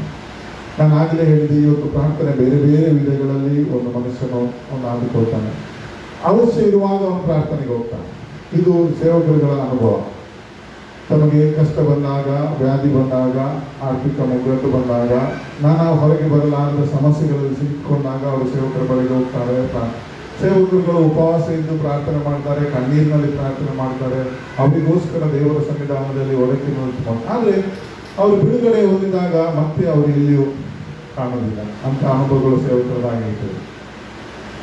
ಆದರೆ ಅವರು ಮರೆತು ಹೋಗಿರ್ತಾರೆ, ಯಾಕಂದ್ರೆ ಅವರ ಸಮಸ್ಯೆ ಸಾಲ್ವ್ ಆಗಿರ್ತದೆ, ಅವರಿಗೆ ಬಿಡುಗಡೆ ಆಗಿರ್ತದೆ, ಇನ್ನೂ ಅದು ಪ್ರಾರ್ಥನೆ ಅವರಿಗೆ ಅವಶ್ಯಕತೆ ಇರುವುದಿಲ್ಲ. ಆದರೆ ಬೈಬಲ್ ಹೇಳ್ತಿದೆ, ಕಷ್ಟ ಕಾಲದಲ್ಲಿ ನನಗೆ ಮೊರೆ ಇದ್ರೆ ಬಿಡಿಸ್ತೇನೆ, ನನ್ನನ್ನು ಕೊಂಡಾಡಿರಿ ಎಂಬುದ, ಕೊಂಡಾಡುವವರಾಗಿರ್ಬೇಕು. ಇಲ್ಲಿ ಪೌಲನಿಗೆ ಹೇಳ್ತಾ ನೋಡಿ, ಪ್ರಾರ್ಥನೆ ತಪ್ಪದೆ ಮಾಡುವವರಾಗಿ ಅದರಲ್ಲಿ ಎಚ್ಚರವಾಗಿದ್ದು ದೇವರಿಗೆ ಕೃತಜ್ಞತಾ ಸ್ತುತಿ ಮಾಡಿರಿ. ಪ್ರಾರ್ಥನೆ ಮಾಡಿ ಕೃತಜ್ಞತೆ ಸ್ತುತಿ ಮಾಡೋದು ಯಾವಾಗ? ಅದು ಉತ್ತರಿಸಲ್ಪಡುವಾಗ ನಾವೇನು ಮಾಡ್ತೇವೆ? ದೇವರಿಗೆ ಕೃತಜ್ಞತೆ ಉಳ್ಳವರಾಗ್ತೇವೆ, ಕೃತಜ್ಞತೆ ಸ್ತುತಿ ತಪ್ಪದೆ ಮಾಡುವವರಾಗ್ತೇವೆ. ಕೆಲವೊಮ್ಮೆ ಮನುಷ್ಯನ ಒಂದು ಸ್ವಾರ್ಥ ಏನು ಮಾಡ್ತಂದ್ರೆ, ಅವನ ಬಿಡುಗಡೆ ಆದ ಮೇಲೆ ಅವನ ಅದನ್ನು ಮರೆತು ಹೋಗ್ತಾನೆ. ಮತ್ತೆ ಅವನ ಪ್ರಾರ್ಥನೆಯ ಅದಕ್ಕೆ ಸ್ತೋತ್ರ ಮಾಡಲಿಕ್ಕೆ ಅವನು ಇರೋದು ಕಾಣಿಸ್ಕೊಳ್ಳೋದಿಲ್ಲ. ಯೇಸು ಸ್ವಾಮಿ 10 ಜನ ಕುಷ್ಠರೋಗಿಗಳನ್ನು ಸ್ವಸ್ಥ ಮಾಡ್ತಾನೆ, ಒಬ್ಬ ಮಾತ್ರ ಬಂದು ಏನು ಮಾಡ್ತಾನೆ? ದೇವರಿಗೆ 9 ಮಂದಿ ಬರೋದಿಲ್ಲ. ಇದು ಮನುಷ್ಯನ ಸ್ವಭಾವ. ಅವನು ಬಿಡುಗಡೆ ಆಗೋ ತನಕ ದೇವರ ಬಳಿಗೆ ಬರ್ತಾನೆ, ಬಿಡುಗಡೆ ಆದ ಮೇಲೆ ಅವನು ತನ್ನ ಹಳೆಯ ಸ್ಥಿತಿಗೆ ಜಾರಿ ಹೋಗ್ತಾನೆ. ಹಾಗಿರ್ಬಾರ್ದು. ಪ್ರಾರ್ಥನೆಯಲ್ಲಿ ನಾವು ಹೇಗಿರ್ಬೇಕೆಂಬುದಾಗಿ ನಾನು ನೆನೆಸ್ತೇನೆ. ಈ ಪ್ರಾರ್ಥನೆ ವಿಷಯದಲ್ಲಿ ಮಾತಾಡ್ತಾ ಹೋದ್ರೆ ಇಡೀ ಬೈಬಲ್ನಲ್ಲಿ ನಾವು ಎಷ್ಟು ಬೇಕಾದರೂ ಕಲಿಬೋದು, ಎಷ್ಟು ಪ್ರಾರ್ಥಿಸ್ಬೋದು. ಆದರೆ ಇದು ಪ್ರಾಮುಖ್ಯ ಅಲ್ಲ. ನಾನು ನಿಮ್ಮ ಹತ್ರ ಬಂದು ಇಲ್ಲಿ ಪ್ರಸಂಗ ಮಾಡೋದಕ್ಕಿಂತಲೂ ನಾನು ಪ್ರಾರ್ಥನೆ ಮಾಡೋದೇ ಅತಿ ಶ್ರೇಷ್ಠವಾದಂಥದ್ದು. ನಾನು ನಿಮಗೋಸ್ಕರ ಪ್ರಾರ್ಥನೆ ಮಾಡುವಂಥದ್ದು, ನಾನು ದೇವರ ಚಿತ್ತವನ್ನು ಅರಿತು ಪ್ರಾರ್ಥನೆ ಮಾಡುವಂಥದ್ದು, ಅದು ಪ್ರಾರ್ಥನೆ ಪ್ರಸಂಗಕ್ಕಿಂತಲೂ ಶ್ರೇಷ್ಠವಾದದ್ದು. ಈ ದಿನಗಳಲ್ಲಿ ಅದು ಅವಶ್ಯ ಇದೆ ದೇವರ ರಾಜ್ಯದ ಒಂದು ರೀತಿ. ನಾನು ಹೇಳಿದಾದರೆ ಯೇಸು ಸ್ವಾಮಿಯ ಪ್ರಾರ್ಥನೆ ನಾನು ಆಗಲೇ ಹೇಳಿದೆ. ಅದರಲ್ಲಿ ನಾವು ಯೇಸು ಸ್ವಾಮಿ ತನ್ನ ಶಿಷ್ಯರಿಗಾಗಿ ಪ್ರಾರ್ಥನೆ ಮಾಡಿದ್ದಾನೆ. ಶಿಷ್ಯರಿಗಾಗಿ ಮಾತ್ರವಲ್ಲ, ತನ್ನ ಶಿಷ್ಯರ ಮೂಲಕವಾಗಿ ಯಾರ್ಯಾರು ಮುಂದೆ ಯೇಸು ಸ್ವಾಮಿಯನ್ನು ಅಥವಾ ವಾಕ್ಯವನ್ನು ಅನುಸಾರ ಮಾಡಿ ದೇವರ ಮಕ್ಕಳಾಗಿ ಮಾರ್ಪಡ್ತಾರೋ ಅವರಿಗೆ, ಅಂದರೆ ಇವತ್ತು ಜೀವಿಸ್ತಿರುವ ನಮಗೂ ಯೇಸು ಸ್ವಾಮಿ ಅಂದೇ ಪ್ರಾರ್ಥನೆ ಮಾಡಿದ್ದಾನೆ. ಇದು ಯೇಸು ಸ್ವಾಮಿಯ, ಯೇಸು ತನ್ನ ಶಿಷ್ಯರಿಗಾಗಿಯೂ ತನ್ನ ಎಲ್ಲ ಭಕ್ತರಿಗಾಗಿಯೂ ದೇವರಿಗೆ ಮಾಡುವ ವಿಜ್ಞಾಪನೆ ಎಂಬುದಾಗಿ ಅದರಲ್ಲಿ ಬರೆಯಲ್ಪಟ್ಟಿದ್ದಾರೆ. ಯೇಸು ಸ್ವಾಮಿ ಇವತ್ತು ನಾವು ದೇವರನ್ನು ನಂಬಿ, ಇವತ್ತು ನೋಡಿ 8ನೇ ವಚನ ಓದ್ತೇನೆ. ಹೇಗೆಂದರೆ, ನೀನು ನನಗೆ ಕೊಟ್ಟ ಮಾತುಗಳು ನಾನು ಇವರಿಗೆ ಕೊಟ್ಟಿದ್ದೆ, ಇವರು ಈ ಮಾತುಗಳನ್ನು ಕೈಗೊಂಡು ನನ್ನನ್ನು ಬಳಿಯಿಂದ ಬಂದು ಹೊರಟು ಬಂದವನೆಂದು ನಿಜವಾಗಿ ತಿಳಿದು ನೀನೇ ನನ್ನನ್ನು ಕಳಿಸಿಕೊಟ್ಟಿರುವುದಾಗಿ ನಂಬಿದ್ದೆ. ನಾನು ಇವರಿಗೋಸ್ಕರ ಕೇಳಿಕೊಳ್ಳುತ್ತೇನೆ, ಲೋಕಕ್ಕೋಸ್ಕರ ಕೇಳಿಕೊಳ್ಳುವುದು, ನೀನು ನನಗೆ ಕೊಟ್ಟವರಿಗೋಸ್ಕರವೇ ಕೇಳಿಕೊಳ್ಳುತ್ತೇನೆ. ಯೇಸುಸ್ವಾಮಿ ಇಲ್ಲಿ ಪ್ರಾರ್ಥನೆ ಮಾಡುತ್ತಾ ಬರ್ತಾನೆ ಅವರಿಗೋಸ್ಕರ. ಮುಂದೆ ನಾವು ನೋಡುವಾಗ ಇವರ ಮೂಲಕವಾಗಿ ನಿನ್ನ ನಂಬಿದ ಎಲ್ಲರಿಗೋಸ್ಕರ ಎಂಬುದಾಗಿ ಅಲ್ಲಿ ಬರ್ತದೆ. ಯೇಸು ಸ್ವಾಮಿ ಪ್ರಾರ್ಥನೆಯಲ್ಲಿ ಕೆಲವು ಈ ಅಂಶಗಳ ನಾವು ಈ ಒಂದು ಅಧ್ಯಾಯದಲ್ಲಿ ಕಲಿತಾ ಹೋದರೆ ನಾನು ನೆನೆಸ್ತೇನೆ, ನಾವು ಯಾವ ರೀತಿಯಲ್ಲಿ ಪ್ರಾರ್ಥನೆ ಮಾಡಬೇಕು, ಒಡಕಿನಲ್ಲಿ ಇರುವಂಥದ್ದು ಹೇಗೆ, ಇತರಿಗೋಸ್ಕರ ವಿಜ್ಞಾಪಿಸುವಂಥದ್ದು ಯಾಕೆ ನಾವು ಈ ಲೋಕದಲ್ಲಿ ಶೋಧನೆಯಿಂದ ತಪ್ಪಿಸಿಕೊಳ್ಳುವಂಥ ಹೇಗೆ ಪ್ರಾರ್ಥನೆ, ಇದೆಲ್ಲ ಪ್ರಾರ್ಥನೆಗಳು ಈ ಒಂದು ಅಧ್ಯಾಯದಲ್ಲಿ ನಾವು ಒಂದೊಂದು ವಚನಗಳಲ್ಲಿ ನೋಡ್ತಾ ಹೋದರೆ ನಮ್ಗೆ ಗೊತ್ತಾಗ್ತದೆ. ಪ್ರಾರ್ಥನೆ ಅಂದರೆ ಏನು, ನಾವು ಇನ್ನೊಬ್ಬರಿಗೋಸ್ಕರ ಹೇಗೆ ನಿಲ್ಲುವಂಥದ್ದು, ಈ ಲೋಕದಲ್ಲಿ ನಾವು ಕೆಡುಕನಿಂದ ತಪ್ಪಿಸಿಕೊಳ್ಳುವಂತೆ ಯಾವ ರೀತಿಯಲ್ಲಿ ಇರಬೇಕು. ಯೇಸು ಸ್ವಾಮಿ ಆ ಪ್ರಾರ್ಥನೆಯನ್ನು ಇಲ್ಲಿ ಮಾಡಿದ್ದಾನೆ, ಕೆಡುಕನಿಂದ ತಪ್ಪಿಸಿ ಕಾಪಾಡಬೇಕೆಂಬುದಾಗಿ ನಾವು ಇವರಿಗೋಸ್ಕರ ಪ್ರಾರ್ಥನೆ ಮಾಡ್ತಾನೆ. ಯಾಕೆಂದ್ರೆ ನಾವು ಈ ಲೋಕದಲ್ಲಿ 15ನೇ ವಚನದ ನೋಡುವಾಗ ಅದನ್ನು ಗೊತ್ತಾಗ್ತದೆ. ನೋಡಿ 20ನೇ ವಚನ ಹಾಗೆ ಹೇಳಿದ್ದು, ಆದರೆ ಇವರಿಗೋಸ್ಕರ ಮಾತ್ರವಲ್ಲದೆ ಇವರ ವಾಕ್ಯದಿಂದ ನನ್ನನ್ನು ನಂಬುವರಿಗೋಸ್ಕರ ಸಹ ಕೇಳಿಕೊಳ್ಳುತ್ತೇನೆ. ಇವತ್ತು ನಾವು 2021ನೇ ಇಸ್ವಿಯಲ್ಲಿ 2000 ಇಷ್ಟು ವರ್ಷಗಳ ನಂತರದಲ್ಲಿ ಯೇಸು ಸ್ವಾಮಿಯನ್ನು ಕಂಡುಕೊಂಡು ಬಂದಂಥ ವಿಶ್ವಾಸಿಗಳಿಗಾಗಿ ಯೇಸು ಸ್ವಾಮಿ ಅಂದು 2000 ವರ್ಷದ ಹಿಂದೆ ಪ್ರಾರ್ಥನೆ ಮಾಡಿದ್ದಾನೆ. ಅಂದ್ರೆ ಇನ್ನು ಮುಂದೆಯೂ ಯಾರ್ಯಾರು ಈ ವಾಕ್ಯವನ್ನು ಅಂಗೀಕರಿಸಿಕೊಂಡು ಯೇಸು ಸ್ವಾಮಿ ನಂತರ ಅವರಿಗೋಸ್ಕರ ಆಗಲೇ ಯೇಸು ಸ್ವಾಮಿ ಪ್ರಾರ್ಥನೆ ಮಾಡಿದ್ದಾನೆ. ಇಷ್ಟು ಮಾತ್ರವಲ್ಲದೆ ನಮಗೋಸ್ಕರ ಇಂದೂ ಯೇಸು ಸ್ವಾಮಿ ಪರಲೋಕದಲ್ಲಿ ಪ್ರಾರ್ಥನೆ ಮಾಡ್ತಾನೆ. ರೋಮಾಪುರ 8ನೇ ಅಧ್ಯಾಯದಲ್ಲಿ ನಾವು ನೋಡುವಾಗ ಯೇಸು ಸತ್ತು ಜೀವಿತನಾಗಿ ಎದ್ದದ್ದು ಮಾತ್ರವಲ್ಲ, ತಂದೆಯ ಬಲಪಾಶದಲ್ಲಿ ನಮಗೋಸ್ಕರ ವಿಜ್ಞಾಪಿಸುವವನಾಗಿದ್ದಾನೆ ಎಂಬುದಾಗಿ ಅಲ್ಲಿ ಹೇಳ್ತದೆ. 34ನೇ ವಚನದಲ್ಲಿ ನೋಡುವಾಗ 8ನೇ ಅಧ್ಯಾಯದಲ್ಲಿ ನಾವು ನಮಗೋಸ್ಕರ ಆತನು ತಂದೆಯ ಬಲಪಾಶದಲ್ಲಿ ವಿಜ್ಞಾಪಿಸುವವನಾಗಿದ್ದಾನೆ. ಇಬ್ರಿಯ ಗ್ರಂಥಕರ್ತನು ಬರೀತಾನೆ ಇನ್ನು ಸಹ ಏನಂದ್ರೆ, ಆತನ ಬಳಿಗೆ ಬರುವ ಎಲ್ಲರಿಗೋಸ್ಕರ ಆತನು ವಿಜ್ಞಾಪಿಸುವುದಕ್ಕೆ ಈಗಲೂ ಅದು ಹೀಗೆ ಬರ್ತದೆ ನೋಡಿ.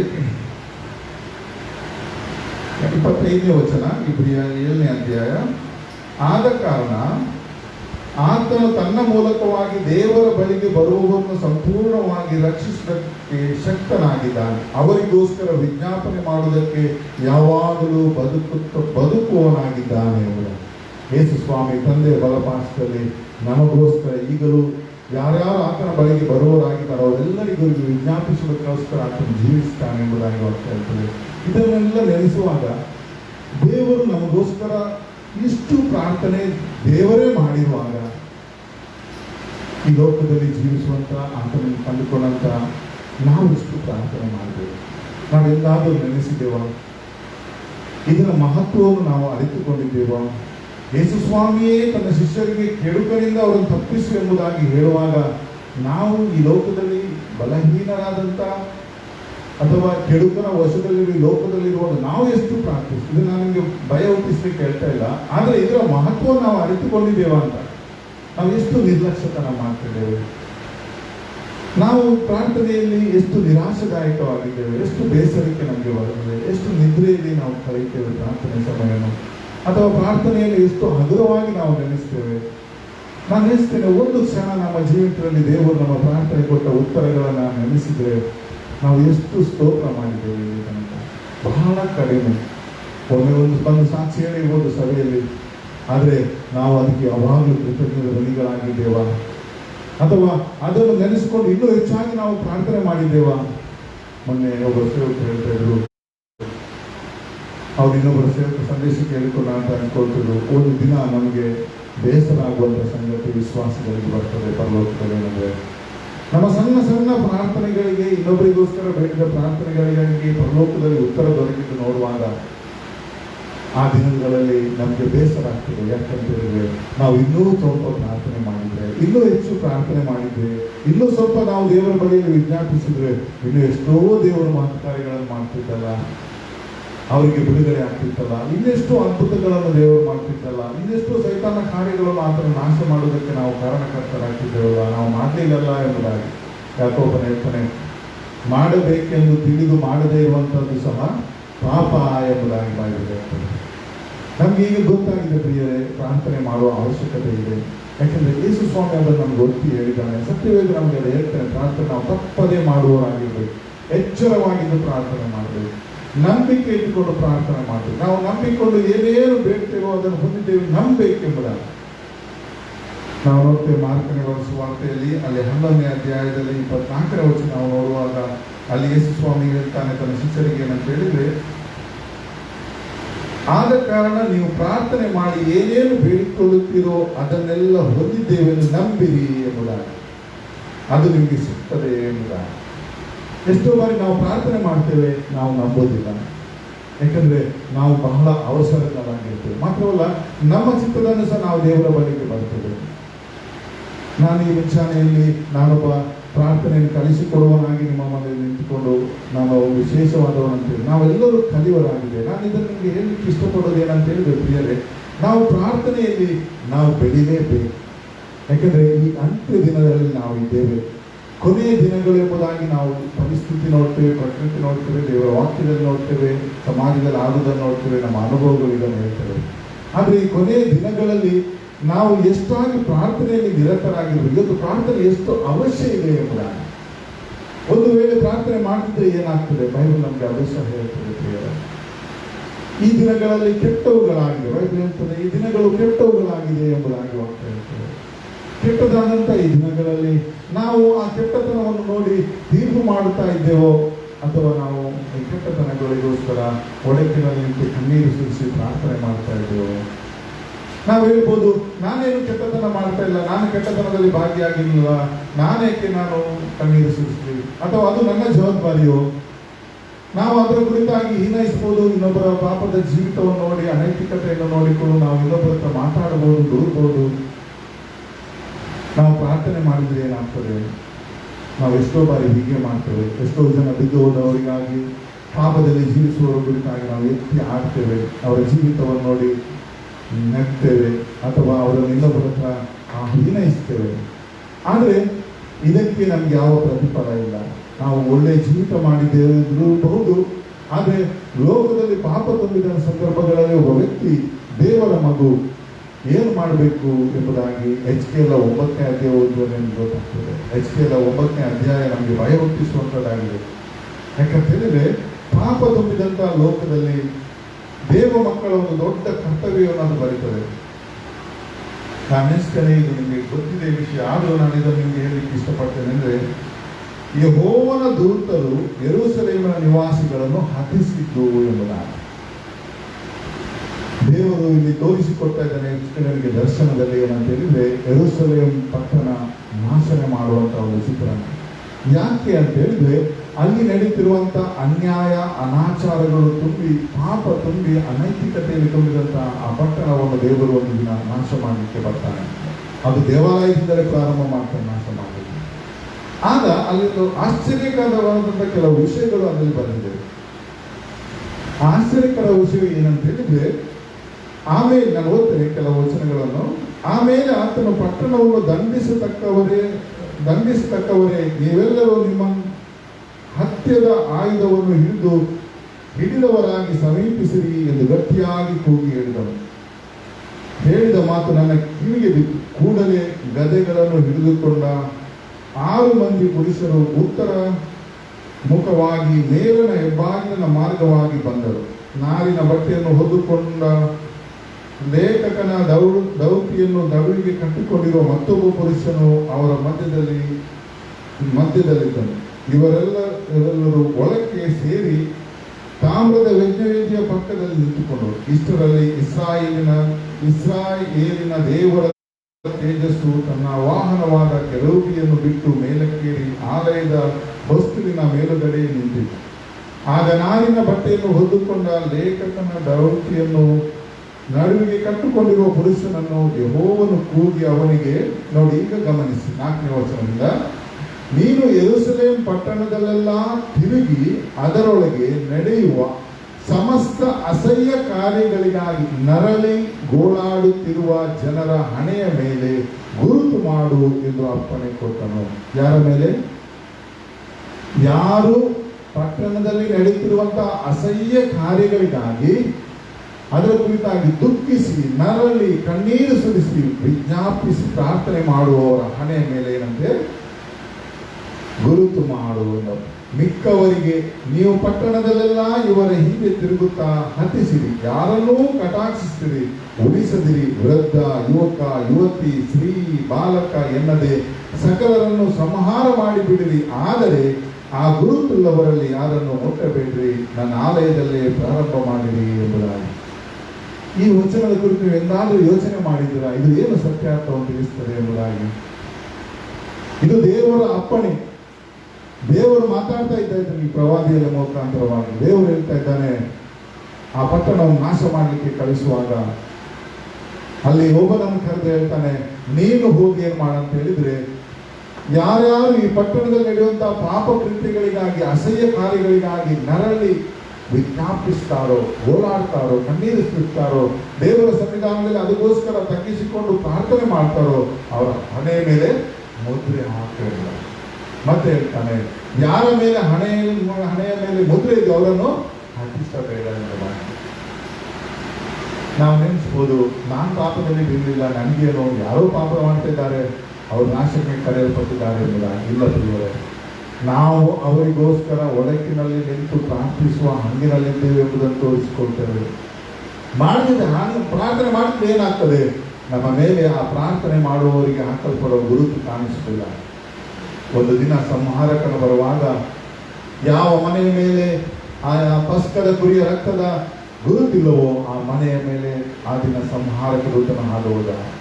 ಆದರೆ ಯಾರ ಮನೆಯ ಮೇಲೆ ಗುರುತಿದೆಯೋ ಆ ಮನೆಯನ್ನು ಅವನು ಏನೋ ದಾಟಿ ಹೋದ. ಅವರ ಮನೆಯಲ್ಲಿ ಅಪಾಯ ಬರಲಿಲ್ಲ. ಅದೇ ರೀತಿಯಲ್ಲಿ ಒಂದು ದಿನ ಅಂತ್ಯ ದಿನಗಳಲ್ಲಿ ಏನಾಗ್ತದೆ ಅಂದರೆ, ದೇವರು ಈ ರೀತಿಯಲ್ಲಿ ಪ್ರಾರ್ಥನೆ ಮಾಡುವವರ ಹಣೆಯ ಮೇಲೆ ತನ್ನ ಗುರುತನ್ನು ಹಾಕಿಸ್ತಾನೆ.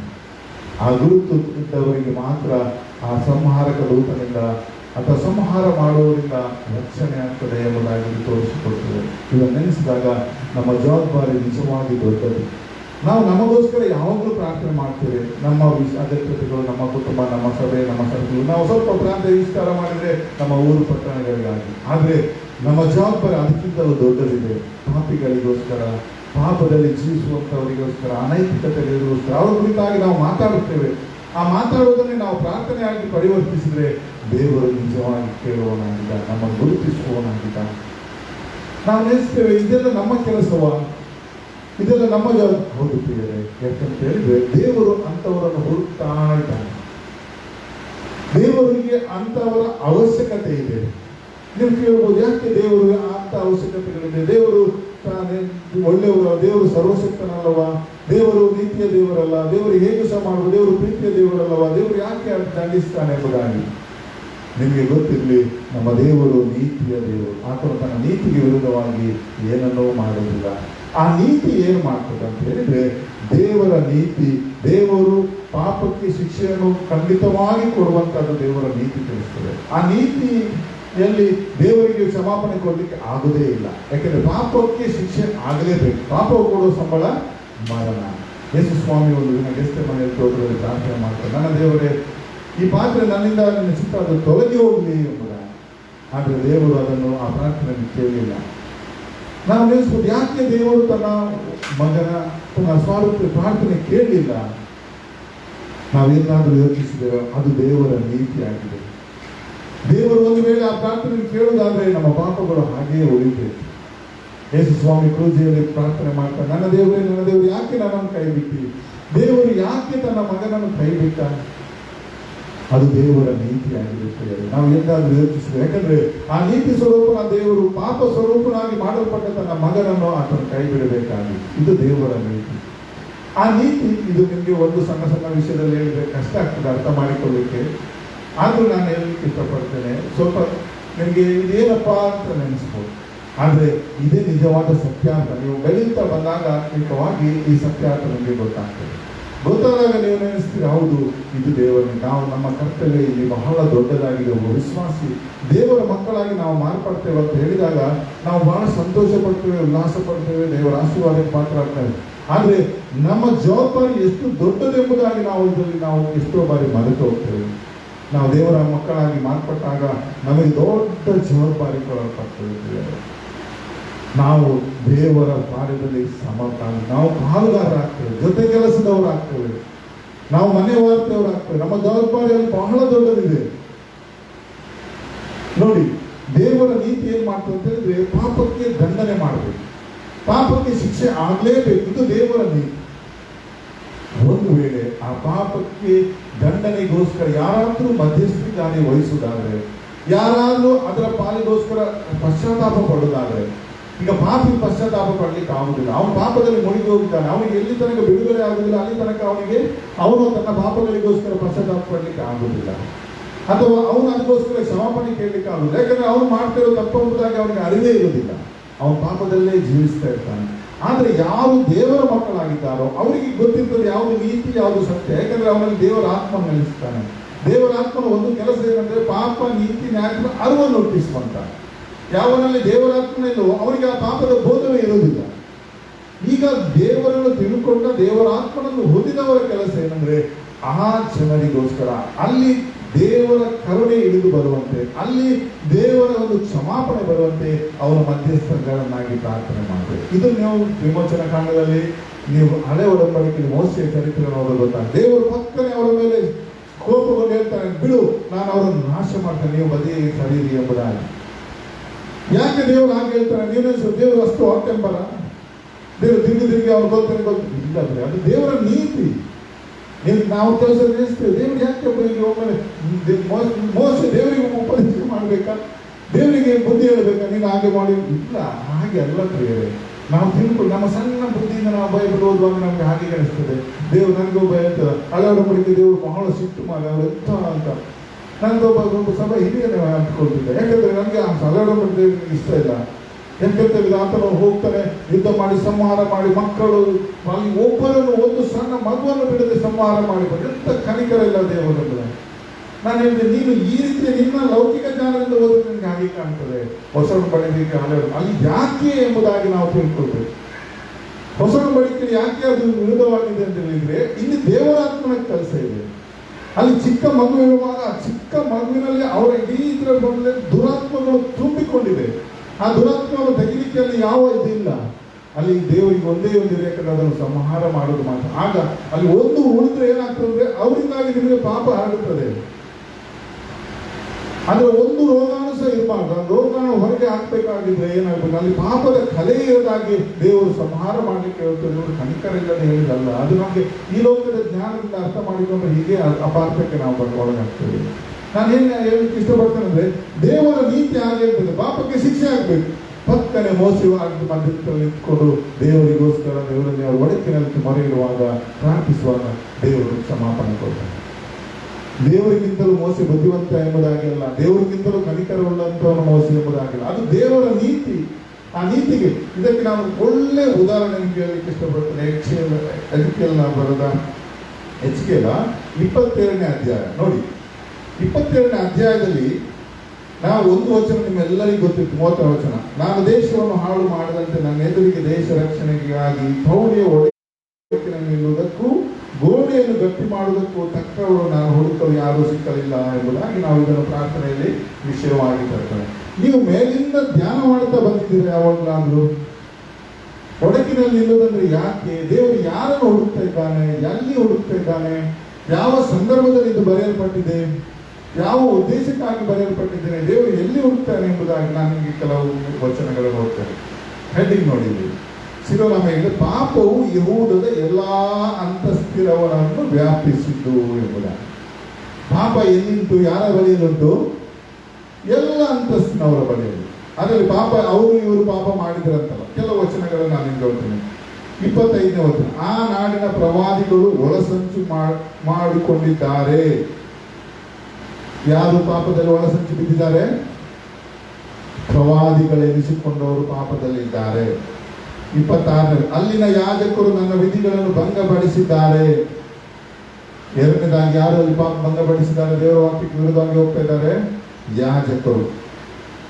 27ನೇ ವಚನ. ಅಲ್ಲಿನ ಪ್ರಧಾನರು ಸುಲಿಗೆಗಾಗಿ ರಕ್ತ ಸುರಿಸಿ ನರಪ್ರಾಣಗಳು ನುಂಗುವವರಾಗಿದ್ದಾರೆ. ಪ್ರಧಾನರು ಅಲ್ಲಿನ ಅಧಿಕಾರಿಗಳು. ಮೊದಲನೇದಾಗಿ ಪ್ರವಾದಿಗಳು, ಎರಡನೇದಾಗಿ ಯಾಜಕರು, ಮೂರನೇದಾಗಿ ಅಲ್ಲಿನ ಅಧಿಕಾರಿಗಳು, ಪ್ರಧಾನ. ತಿರುಗಿ ಅಲ್ಲಿ 28ನೇ ಪ್ರವಾದಿಗಳು ಬರ್ತದೆ. 29ನೇ ವಚನ. ಸಾಧಾರಣರು ಹಿಂಸಿಸಿ ಸೂರ್ಯ ಮಾಡಿದ್ದಾರೆ. ಅದೇ ಹೆಡ್ಡಿಂಗ್. ಪಾಪವು ಯಹೂದ ಎಲ್ಲ ಅಂತಸ್ತಿನವರನ್ನು ವ್ಯಾಪಿಸಿದ್ದು ಎಂಬುದಾಗಿ. ಪ್ರವಾದಿ, ಯಾಜಕರು, ಪ್ರಧಾನರು, ಸಾಧಾರಣ ಜನರು, ಇನ್ಯಾರು ಉಳಿದರಲ್ಲಿ? ಎಲ್ಲ ಅಂತಸ್ತಿನವರಲ್ಲಿ ಪಾಪವು ವ್ಯಾಪಿಸಿದೆ. ಅದಕ್ಕೆ ದೇವರು ಏನ್ ಮಾಡ್ತಾನೆ ನೋಡಿ ಮುಂದೆ. 20. ಸಾಧಾರಣರು ಹಿಂಸಿ ಸೂರ್ಯ ಮಾಡಿ ದೀನ ದರಿದ್ರನ್ನು ಬಾಧಿಸಿ ವಿದೇಶರ ಅನ್ಯಾಯಗಳನ್ನು ಅರೆದು ಬಿಟ್ಟಿದ್ದಾರೆ. ಅದಕ್ಕೆ ದೇವರು ಏನ್ ಮಾಡ್ತಾನೆ? ನಾನು ದೇಶವನ್ನು ಹಾಳು ಮಾಡದಂತೆ ನನ್ನ ಎದುರಿಗೆ ಇದು ಮಾಡಿದಾಗ ದೇವರು ಏನ್ ಮಾಡ್ಬೇಕಲ್ಲಿ? ದೇವರು ತನ್ನ ನೀತಿಗನುಸಾರವಾಗಿ ಅಲ್ಲಿ ದಂಡನೆಯನ್ನು ಕಳಿಸಿಕೊಡ್ಬೇಕು. ಆ ದಂಡನೆ ಅಂದ್ರೆ ಅದನ್ನು ನಾಶ ಮಾಡಬೇಕು. ಯಾಕೆಂದ್ರೆ ಅಲ್ಲಿ ಪಾಪ ಎಲ್ಲ ವ್ಯಾಪಿಯಲ್ಲಿ ಎಲ್ಲರಲ್ಲಿ ವ್ಯಾಪಿಸಿತ್ತು.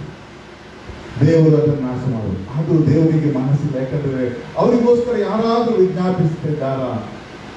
ಆ ಎಲ್ಲಾ ಮೇಲಿನಿಂದ ಹಿಡಿದು ಕೆಳಗೆ ತನಕ ಎಲ್ಲಾ ವರ್ಗದ ಜನರಿಗೋಸ್ಕರ ಯಾರಾದ್ರೂ ಒಡಕಿನಲ್ಲಿ ನಿಂತುಕೊಂಡು ದೇವರೇ ಕರುಣಿಸು ಕರುಣಿಸು ಕರುಣಿಸು, ಕ್ಷಮಿಸು ಕ್ಷಮಿಸು ಕ್ಷಮಿಸು, ಕಾಪಾಡು, ದಯ ತೋರಿಸು, ನೀನು ಕರುಣೆಯ ದೇವರಲ್ಲೂ ಒಂದು ಅವಕಾಶವನ್ನು ಕೊಡು, ಒಂದು ಸಲ ಕ್ಷಮಿಸು, ಈ ವರ್ಷ ಮಾತ್ರ ಬಿಡು, ಮುಂದಿನ ವರ್ಷ ಆದ್ರೂ ಅವರು ತಿರುಗಿಕೊಂಡರು ಯಾರು ಮೊರೆ ಇಡ್ತಾರಾ ಎಂಬುದಾಗಿ ದೇವರು ಹೋಗ್ತಾನೆ. ಅಲ್ಲಿ ಯಾರು ಇದ್ದಾರೆ ದೇಶದಲ್ಲಿ ಎಂಬುದಾಗಿ ವಾಕ್ಯ ಹೇಳ್ತದೆ. ಅಲ್ಲಿ ಒಬ್ಬರಾದರೂ ಇಲ್ಲ. ಆದ್ರಿಂದ ಏನ್ ಮಾಡ್ತಾನೆ? ತಕ್ಕವರು ನಾನು ಯಾರು? ಆದ ಕಾರಣ ನಾನು ನನ್ನ ಕೋಪವನ್ನು ಅವರ ಮೇಲೆ ಸುರಿಸಿ ನನ್ನ ರೋಷಾಗ್ನಿಯಿಂದ ಅವರನ್ನು ಧ್ವಂಸ ಮಾಡಿ ಅವರ ದುರ್ನಡತೆಯನ್ನು ಅವರ ತಲೆಗೆ ಕಟ್ಟಿದ್ದೇನೆ. ಇದು ಕರ್ತನಾದ ಯೆಹೋವನ ನುಡಿ. ನೀವು ಎಂದಾದ್ರೂ ಯೋಚಿಸಿದ್ದೀರಾ? ಒಡಕಿನಲ್ಲಿ ನಿಲ್ಲುವುದಂದ್ರೆ ಏನು? ಯಾಕೆ ನಿಲ್ಬೇಕು? ಯಾರ ಪರವಾಗಿ ನಿಲ್ಬೇಕೆಂಬುದಾಗಿ ಇಲ್ಲಿ ಹೇಳ್ತದೆ. ಎಷ್ಟು ಸ್ಪಷ್ಟವಾಗಿ. ನಾನು ಒಂದು ವೇಳೆ ನಿಲ್ಲಿಸಿ ಯಾರಾದ್ರೂ ಬೇಡವರಿದ್ದಾರೆ ಇಲ್ಲ, ಸಿಕ್ಕಿದ್ರೆ ಖಂಡಿತವಾಗಿ ನಾನು ತಿಳಿಸಿಲ್ಲ. ಅವರು ಸಿಕ್ಕಲಿಲ್ಲ ಆದ್ದರಿಂದ ಏನ್ ಮಾಡ್ತಾನೆ? ನಾನು ಅವರ ದಂಡನೆಯನ್ನು, ಅವರ ದೇವರ ನೀತಿ ಏನ್ ಮಾಡ್ತಾರೆ? ಅದು ಪಾಪಕ್ಕೆ ಸರಿಯಾದ ಶಿಕ್ಷೆಯನ್ನು ದೇವರು ಒದಗಿಸಿಕೊಡುವಂತ ದೇವರ ನೀತಿ. ಅದನ್ನು ಬದಲಾಯಿಸಲಿಕ್ಕೆ ಯಾರಿದ್ದರೂ ಸಾಧ್ಯ ಇಲ್ಲ. ಆದರೆ ಪ್ರಾರ್ಥನೆ ದೇವರ ಕರುಣೆಯನ್ನು ಬೇಡಬೇಕಾಗ್ತದೆ. ದೇವರ ಮನ ಮರಗಿ. ಯಾಕಂದ್ರೆ ಅಲ್ಲಿ ಯಾರ ದೇವರಾಗ ನೀತಿ ಏನಾಗ್ತಂದ್ರೆ ಅವನ ಕ್ಷಮಾಪಣೆ, ಅವನ ಕಣ್ಣೀರು, ಅವನ ಮಧ್ಯಸ್ಥಿಗಾಗಿ ಅವನ ಭಾರವನ್ನು, ಅವನ ಪಾಪವನ್ನು ಇವನು ತನ್ನ ಭಾರವನ್ನು ಹೊತ್ತುಕೊಳ್ಳುವುದರ ಮೂಲಕವಾಗಿ ದೇವರು ಏನ್ ಮಾಡ್ತಾನೆ, ಅಲ್ಲಿ ಕ್ಷಮಾಪಣೆ ತರಲಿಕ್ಕೆ ದೇವರು ಇಷ್ಟಪಡುವವನಾಗಿದ್ದಾನೆ. ಆದ್ದರಿಂದ ಪ್ರಿಯರೇ, ನಾವು ಒಡಕಿನಲ್ಲಿ ನಿಂತವರಾಗಿ ಪ್ರಾರ್ಥನೆ ಮಾಡಬೇಕು. ನಾವು ಇತರಿಗೋಸ್ಕರ ನಮ್ಮ ಪ್ರಾರ್ಥನೆಯನ್ನು ನಾವು ಬದಲಾಯಿಸಿಕೊಂಡು ವಿಶ್ವಾಸಿಗಳಾದ ನಮ್ಮ ಜೀವನದಲ್ಲಿ ದೊಡ್ಡ ಉದ್ದೇಶ ಅಂದರೆ ನಾವು ಪ್ರಾರ್ಥನೆಯಲ್ಲಿ ಪ್ರಬುದ್ಧರಾಗಬೇಕು, ಬೆಳವಣಿಗೆ ಹೊಂದುವವರಾಗಬೇಕು. ನಾವು ಸಂಕುಚಿತ ಮನೋಭಾವದಿಂದ, ಸ್ವಾರ್ಥ ಮನೋಭಾವದಿಂದ ನಾವು ಎಷ್ಟೇ ಒಳ್ಳೆಯ ಜೀವಿತ ಮಾಡ್ತಾ ಇದ್ರೂ ಸಹ ನಾವು ಇತರ ಒಂದು ದೇವರ ಒಂದು ಮನಸ್ಸು ಏನೆಂಬುದರಲ್ಲಿ ಅರಿತು, ಅಥವಾ ದೇವರ ವಾಕ್ಯದಲ್ಲಿ ಏನು ಬರೆಯಲ್ಪಟ್ಟಿದೆ ಪ್ರಾರ್ಥನೆ ವಿಷಯ ತಿಳಿದು ನಾವು ಪ್ರಾರ್ಥನೆ ಮಾಡೋದಾದ್ರೆ ನಾವು ನೆನೆಸ್ತೇನೆ, ನಾವು ದೇವರಿಗೆ ಉಪಯುಕ್ತವಾದಂಥ ಒಂದು ಪಾತ್ರೆಗಳು, ಸಾಧನಗಳು, ಆತನ ಸೇವಕರಾಗ್ತೇವೆ. ಇದನ್ನು ದೇವರು ಹುಡುಕುವವನಾಗಿದ್ದಾನೆ ನಮ್ಮ ವಿಷಯದಲ್ಲಿ. ಇದನ್ನು ಯೇಸು ಸ್ವಾಮಿ ಈ ಲೋಕದಲ್ಲಿರುವಾಗ ಮಾಡಿ ತೋರಿಸಿದ್ದಾನೆ. ಯೇಸು ಸ್ವಾಮಿ ಇದನ್ನು ಈ ಲೋಕದಲ್ಲಿರುವಾಗ ಆ ರೀತಿಯ ಪ್ರಾರ್ಥನೆಗಳನ್ನು, ವಿಜ್ಞಾಪನೆಗಳನ್ನು ಮಾಡಿ ತೋರಿಸಿದ್ದಾರೆ. ಇಬ್ರಿಯ ಗ್ರಂಥಕರ್ತನ ನಾವು ನೋಡುವಾಗ, ಅಲ್ಲಿ 5ನೇ ಅಧ್ಯಾಯದಲ್ಲಿ ನಾವು ನೋಡುವಾಗ ಏನು ವಚನ ಹೀಗೆ ಹೇಳ್ತದೆ, ಯೇಸು ಸ್ವಾಮಿ ಈ ಲೋಕದಲ್ಲಿರುವಾಗ 7ನೇ ವಚನ, ಕ್ರಿಸ್ತನು ತಾನು ಭೂಲೋಕದಲ್ಲಿದ್ದಾಗ ಮರಣಕ್ಕೆ ತಪ್ಪಿಸಿ ಕಾಪಾಡ ಶಕ್ತನಾಗಿರು ವಾತನಿಗೆ ಬಲವಾಗಿ ಕೂಗುತ್ತಾ ಕಣ್ಣೀರನ್ನು ಸುರಿಸುತ್ತಾ ಪ್ರಾರ್ಥನೆ ವಿಜ್ಞಾಪನೆಗಳನ್ನು ಸಮರ್ಪಿಸಿ ದೇವರ ಮೇಲನ ಭಯಭಕ್ತಿಯ ನಿಮಿತ್ತ ಕೇಳಲ್ಪಟ್ಟನು. ನಿಮ್ಗೆ ಆಶ್ಚರ್ಯ ಕಾಣಬಹುದು. ಯೇಸು ಸ್ವಾಮಿ ಈ ಲೋಕದಲ್ಲಿರುವಾಗ ಪ್ರಾರ್ಥನೆ ಮಾಡಿ ಕಣ್ಣೀರು ಸುರಿಸುತ್ತಾ ದೇವರಿಗೆ ಬಲವಾಗಿ ಕೂಗುತ್ತಾ ವಿಜ್ಞಾಪನೆಗಳನ್ನು ಮಾಡುತ್ತಾ ಕೇಳಿಕೊಂಡು, ಯಾರಿಗಾಗಿ? ಲೋಕದ ರಕ್ಷಣೆಗಾಗಿ. ಈ ಲೋಕದಲ್ಲಿ ಪಾಪದಲ್ಲಿ ಜೀವಿಸಿ ದೇವರನ್ನು ತಿರಸ್ಕಾರ ಮಾಡಿ ಹಿಂಜಾರಿ ಹೋಗ್ತಿರುವವರಿಗಾಗಿ, ತನಗೋಸ್ಕರ ತನ್ನ ಪ್ರಾಣವನ್ನು ಕಾಪಾಡುವುದಕ್ಕಾಗಿ ಅಲ್ಲ, ಪ್ರಾಣವನ್ನು ರಕ್ಷಿಸ ಶಕ್ತನಾದ ಸರ್ವಶಕ್ತನ ದೇವರ ಸನ್ನಿಧಾನದಲ್ಲಿ ಆತನು ತಗ್ಗಿಸಿಕೊಂಡು ಪ್ರಾರ್ಥಿಸ್ತಾನೆ. ಯೇಸು ಸ್ವಾಮಿ ಇದನ್ನು ಮಾಡಿರುವಾಗ, ಭಕ್ತಾದಿಗಳೆಲ್ಲ ಇದನ್ನು ಮಾಡಿರುವಾಗ, ಈ ಅಂತ್ಯ ದಿನಗಳಲ್ಲಿ ನಾನು ನೀನು ಇದನ್ನು ಮಾಡುವುದಾದ್ರೆ ನಾನು ನೆನೆಸ್ತೇನೆ, ದೇವರು ಅದನ್ನು ನನ್ನಿಂದ ಅಪೇಕ್ಷಿಸುವನಾಗಿದ್ದಾನೆ. ನನ್ನ ಮೂಲಕ, ನಿನ್ನ ಮೂಲಕ ದೇವರು ದೊಡ್ಡ ಕಾರ್ಯಗಳನ್ನು ಮಾಡುವನಾಗಿದ್ದಾನೆ. ನಾವು ಪ್ರಾರ್ಥನೆ ಅಂದರೆ ಕೇವಲ ಆಶೀರ್ವಾದವನ್ನು ಹೊಂದಿಕೊಳ್ಳುವುದಕ್ಕೆ, ಕೇವಲ ಬಿಡುಗಡೆ ಸ್ವಸ್ಥತೆಗಳಿಗೆ ಹೋಗೋದು, ಇದೆಲ್ಲಕ್ಕಿಂತ ಶ್ರೇಷ್ಠವಾದಂಥ ಪ್ರಾರ್ಥನೆ ಇಂಥ ಪ್ರಾರ್ಥನೆಗಳು. ಇದಕ್ಕೆ ನಿಮಗೆ ಲೋಕವು ಫಲ ಕೊಡಲಿಕ್ಕೆ, ನಿಮಗೆ ಗೌರವ ಕೊಡಲಿಕ್ಕಿಲ್ಲ. ಲೋಕದಲ್ಲಿ ನಿಮಗೆ ಆ ಮುದ್ರೆ ಕಾಣಿಸಿಕೊಳ್ಳಿಕ್ಕಿಲ್ಲ. ನಾವು HKL 9ನೇ ಅಧ್ಯಾಯದಲ್ಲಿ ಹೇಳಿದಂಥ ಆ ಮುದ್ರೆ ನಿಮಗೆ ಲೋಕದವರಿಗೆ ಕಾಣಿಸಲು ಇವನು ಪ್ರಾರ್ಥನೆ ಮಾಡಿ ಸಾಕ್ತಾನೆ. ಇವರು ಆದರೆ ಪರಲೋಕ ಗುರುತಿಸ್ತದೆ, ಸಂಹಾರಕರಿಗೆ ಪರಿಚಯ ಇರ್ತದೆ. ಯಾಕಂದ್ರೆ ಅವರನ್ನು ಮುಟ್ಟಬಾರದು ಎಂಬುದಾಗಿ. ನಿನ್ನ ಬಳಿಯಲ್ಲಿ ಯಾವ ದುಷ್ಟನು ಬರಲಿಕ್ಕೆ ಆಗುವುದಿಲ್ಲ, ಯಾವ ಅಂಧಕಾರ ಶಕ್ತಿಗಳು ನಿನ್ನ ಬಳಿಗೆ ಬರದು. ಯಾಕಂದ್ರೆ ನೀನೊಬ್ಬ ಪ್ರಾರ್ಥನೆಯ ಮನುಷ್ಯನಾಗಿದ್ದು, ನಿನಗೋಸ್ಕರ ಅಲ್ಲ, ನೀನು ಒಡಕ್ಕೆ ನಿಂತು ಪ್ರಾರ್ಥನೆ ನಿರತನಾಗಿತ್ತು. ನಾವು ನೋಡುವಾಗ ಅಬ್ರಹಾಮನ ಇಂಥ ಪ್ರಾರ್ಥನೆ ಮಾಡುವನಾಗಿದ್ದಾನೆ. ಆದರೆ ಇಂಥ ಪ್ರಾರ್ಥನೆ ಮಾಡಲಿಕ್ಕೆ ನಾವು ಏನಾಗಿರ್ಬೇಕು? ಮೊದಲನೇದಾಗಿ ನಮಗೆ ಪ್ರಾರ್ಥನೆ ಮಾಡೋದು, ನಾವು ಯಾರಿಗೆ ಪ್ರಾರ್ಥನೆ ಮಾಡ್ತಿದ್ದೇವೆ ಎಂಬುದಾಗಿ ಗೊತ್ತಿರಬೇಕು. ನಮಗೆ ಪ್ರಾರ್ಥನೆ ನಾವು ಮಾಡ್ತೇವೆ ನಮ್ಮ ಕಷ್ಟಗಳಿಗೆ ಪರಿಹಾರ. ಎಷ್ಟೋ, ನಾನು ಒಂದು ದಿನ ಮೈಸೂರಿನಿಂದ ಬರ್ತಾ ಇರುವಾಗ ದಾರಿಯಲ್ಲಿ ಸ್ವಲ್ಪ ಮುಂದೆ ಬರುವಾಗ ಅಲ್ಲಿ ಸೌತೆಕಾಯಿ ಮಾಡ್ತಾರೆ. ಎಲ್ಲರ ಜನರಿಗೆ ಅದಕ್ಕೆ ಸ್ವಲ್ಪ ಉಪ್ಪು ಖಾರ ಎಲ್ಲ ಹಾಕಿ ಮಾಡ್ತಾರೆ. ನಿಮ್ಗೆ ಗೊತ್ತಿದೆ, ಹೈವೇ ಬದಿಯಲ್ಲಿ ವ್ಯಾಪಾರಸ್ಥರು. ನಾವು ಅಲ್ಲಿ ಸೌತೆಕಾಯಿಗೆ ನಾನು ನಮ್ಮ ಅಧಿಕಾರಿಗಳಿದ್ವಿ. ನಿಂತಾಗ ಆ ವರ್ಷದಲ್ಲಿ ಮಳೆ ಇರಲಿಲ್ಲ. ಒಂದು 4 ವರ್ಷದ ಹಿಂದೆ ಕಥೆ ಹೇಳ್ತಾ ಇದ್ದೆ ನಾನು ಮೈಸೂರಿನ ಬರುವಾಗ. ಒಬ್ಬ ಯವನಸ್ಥ ಹುಡುಗ, ನಾನು ಮಾತಾಡ್ತೇನೆ ಹೆಚ್ಚಾಗಿ ಕೆಲವರ ಹತ್ರ ಪ್ರೇರೇಪಣೆ ಅಂತ. ಅವನ ಹತ್ರ ಕೇಳಿದ್ರೆ ಏನು ಮಾಡ್ತಿದ್ವಿ? ನಾನು ಈಗ ಕಾಲೇಜ್ ಹೋಗ್ತಾ ಇದ್ದೆ, ಈಗ ವ್ಯಾಪಾರ ಮಾಡ್ತಾ ಇದ್ದೇನೆ, ತುಂಬ ನಷ್ಟ, ಮಳೆ ಇಲ್ಲ ನಮ್ಮ ಊರಿನಲ್ಲಿ. ನನಗೆ ದೇವರಾತ್ಮನು ಮಾತಾಡಿದ್ರೆ ನಾನು ಸ್ವಾರ್ಥ ಅನಿಸ್ತೇನೆ ಎಲ್ಲರೊಟ್ಟಿಗೆ, ಎಲ್ಲಿ ಅವಕಾಶ ಇಲ್ಲದೆ ನಾನು ಮಾತಾಡೋದಿಲ್ಲ. ನನಗೆ ಮನಸ್ಸಿನಲ್ಲಿ ಪ್ರೇರಣೆ ಅಂತ ನಾನು ಹೇಳಿದೆ, ನೀವು ಪ್ರಾರ್ಥನೆ ಮಾಡಬೇಕು ಅಂತ. ನಾವು ಪ್ರಾರ್ಥನೆ ಮಾಡ್ತೇವೆ, ನಾವು ಎಷ್ಟು ಹರಕೆ ಹೇಳ್ತೇವೆ, ಎಷ್ಟು ಪೂಜೆ ಮಾಡ್ತೇವೆ, ಎಷ್ಟು ಪ್ರಾರ್ಥನೆ ಮಾಡ್ತೇವೆ. ನಾನು ಯಾರಿಗೆ ಪ್ರಾರ್ಥನೆ ಮಾಡ್ತೇವೆ? ನಾವು ದೇವರಿಗೆ ಪ್ರಾರ್ಥನೆ. ಯಾರು ದೇವರು? ಹೀಗೆ ಅವನನ್ನು ಬರ್ತೀನಿ. ನಾನು ಹೇಳಿದೆ, ಯಾರು ಮಳೆ ಕಳಿಸುವಂಥವರು? ಸೃಷ್ಟಿಕರ್ತರು ಯಾರು? ಭೂಮಿ ಆಕಾಶ ಉಂಟು ಮಾಡಿದ್ದು ಯಾರು? ಮಳೆ ಯಜಮಾನನು ಯಾರು? ಹೀಗೆ ಅವನ ಹತ್ರ ಮಾತಾಡ್ತಾ, ಅವನು ಕಾಲೇಜಿಗೆ ಹೋಗುವಂತ ಯವನಸ್ಥ ಹುಡುಗ, ಅವನು ಹೀಗೆ ಮಾತಾಡೋವನ್ನ ನಾನು ಹೇಳಿದೆ, ನಿಜ ಯಾರಿಗೆ ನಾವು ಪ್ರಾರ್ಥನೆ ಮಾಡ್ತೇವೆ, ನೀವು ಮಾಡಿದ್ದೀರಿ, ಯಾರಿಗೆ ಮಾಡ್ತೇವೆ ಅನ್ನೋದು ಬಹಳ ಪ್ರಾಮುಖ್ಯ. ನಿಮ್ಮ ಪ್ರಾರ್ಥನೆ ಯಾಕೆ ಕೇಳಲ್ಪಡಲಿಲ್ಲ ಹಾಗಾದ್ರೆ? ಹಾಗೆ ಅವನ ಕೊನೆಗೆ ಅವನಿಗೆ ಸುವಾರ್ತೆ ಕೊಟ್ಟೆ. ಯೇಸು ಸ್ವಾಮಿ ಬಗ್ಗೆ ಹೇಳಿದೆ, ಅವನು ಅಲ್ಲೇ ನಿಂತುಕೊಂಡು ಯೇಸುವನ್ನು ಸ್ವಾರ್ಥ ಮಾಡಿ ಸ್ವೀಕಾರ ಮಾಡಿದ. ನಾವು ಹೋದ್ರು ಅದರ ಮಧ್ಯದಲ್ಲಿ 2-3 ವ್ಯಾಪಾರಸ್ಥ ಗಾಡಿ ಬಂತು, ಅವರು ತಿಂದ್ಕೊಂಡು ಹೋದ್ರು. ನಾವು ಅಲ್ಲೇ ನಿಂತ್ಕೊಂಡು ತಿಂತಾ ಇದ್ವಿ, ಮಾತಾಡಿದ್ವಿ. ಮತ್ತೆ ನಾನು ಹೊಸ ಒಡಂಬಡಿಕೆ ಅವನಿಗೆ ಕೊಟ್ಟೆ. ಅವನು ಅಲ್ಲೇ ಕಣ್ಣು ಮುಚ್ಚಿ ನಮ್ಮ ಇದನ್ನು ಒಪ್ಪಿಸಿಕೊಂಡು ಪ್ರಾರ್ಥನೆ ಮಾಡಿದ. ನಾನು ಹೇಳ್ತೇನೆ, ಆ ವರ್ಷದಲ್ಲಿ ನಾನು ಸಹ ಕಂಡಿನ ದೇವರೇ, ನಾವು ಅವ್ರಿಗೆ ಹೇಳಿದ್ದೇವೆ, ಅವನು ನಿಜವಾಗಿ ಈಗ ನಿನ್ನ ಹತ್ರ ಪ್ರಾರ್ಥನೆ ಮಾಡ್ತಾನೆ, ದಯಮಾಡಿ ಮಳೆ ಕಳಿಸಿಕೊಡಿ. ನಾನು ಆ ವರ್ಷದಲ್ಲಿ ಮಳೆ ಬಹಳ ಬಂದಿದೆ. ಅಂದರೆ ಅದ್ರ ಮೇಲೆ ನನಗೆ ಅವನು ಸಿಗಲಿಲ್ಲ. ನಾವು ಅದರ ಮೇಲೆ ಎಷ್ಟು ಸಲ ಬೇರೆಯವರಿದ್ರು ಆ ಜಾಗದಲ್ಲಿ. ನಾನು ತಿಳಿಸ್ತೇನೆ, ಇದು ಯಾಕೆ ನಾನು ಹೇಳ್ತೇನೆ ಅಂತ ಹೇಳಿದ್ರೆ, ನಾವು ಪ್ರಾರ್ಥನೆ ಮಾಡ್ತೇವೆ, ಯಾರಿಗೆ ಪ್ರಾರ್ಥನೆ ಮಾಡ್ತೇವೆ ಎಂಬುದಾಗಿ ನಮ್ಗೆ ಗೊತ್ತಿಲ್ಲ. ಎಷ್ಟೋ ಜನರಿಗೆ ನಾವು ಬೈಬಲ್ನಲ್ಲಿ ಒಂದು ಪ್ರಾರ್ಥನೆ ಬರೆದಿದೆ, ಯಾಬೇಚನ ಪೂರ್ವಕಾಲ ವೃತ್ತಾಂತದಲ್ಲಿ 1ನೇ ಪೂರ್ವಕಾಲ ವೃತ್ತಾಂತ 4ನೇ ಅಧ್ಯಾಯದಿಂದ ನೋಡಿದ್ರೆ ಹೆಚ್ಚಾಗಿ ನಾವು ಇದನ್ನು ಹಾರಿಸ್ಕೊಂಡು ಯಾಕಂದ್ರೆ ಅಲ್ಲಿ ವಂಶಾವಳಿಗಳು ಬರೆಯೋದ್ರಿಂದ ನಾವು ಅದನ್ನು ಇಷ್ಟಪಡೋದಿಲ್ಲ. ಆದರೆ ಅಲ್ಲಿ ಕೆಲವೊಮ್ಮೆ ಎಷ್ಟು ದೇವರ ವಾಕ್ಯ ನಾವು ಹುಡುಕಿ ಓದಬೇಕು, ಜಾಗ್ರತೆಯಾಗಿ ಓದಬೇಕು ಎಂಬುದಾಗಿ ಇಲ್ಲಿ ಬರೆಯಲ್ಪಟ್ಟಿದೆ ಅನಿಸ್ತೇನೆ. ಅಲ್ಲಿ 9ನೇ ವಚನ, ಯಾಬೇಚನು ತನ್ನ ಅಣ್ಣ ತಮ್ಮೆಂದರಲ್ಲಿ ಘನವಂತನಾಗಿದ್ದನು, ಇವನನ್ನು ಬಹು ವೇದನೆಯಿಂದ ಹೆತ್ತನೆಂದು ಹೇಳಿ ಇವನ ತಾಯಿ ಇವನಿಗೆ ಯಾಬೇಚ್ ಎಂದು ಹೆಸರಿಟ್ಟಳು. ಯಾಬೇಚನು ಇಸ್ರಾಯೇಲಿನ ಅರ್ಥದ ಮುಂಚೆ ನೀವು ಹುಟ್ಟೋಟ್ ನೋಡಿದ್ರೆ 4, ಯಾಬೇಚ್ ಅಂದ್ರೆ ವೇದನೆ ಎಂಬ ಅರ್ಥ. 4 ನೋಡಿ ಅಲ್ಲಿ ಬಂದಿದೆ. ಯಾಬೇಚ್ ಅಂದ್ರೆ ಹುಟ್ಟೋಟ್ ಕೆಳಗೆ ಪಾಠಾಂತರ ವೇದನೆ ಎಂಬ ಅರ್ಥವಿದ್ದಂತೆ.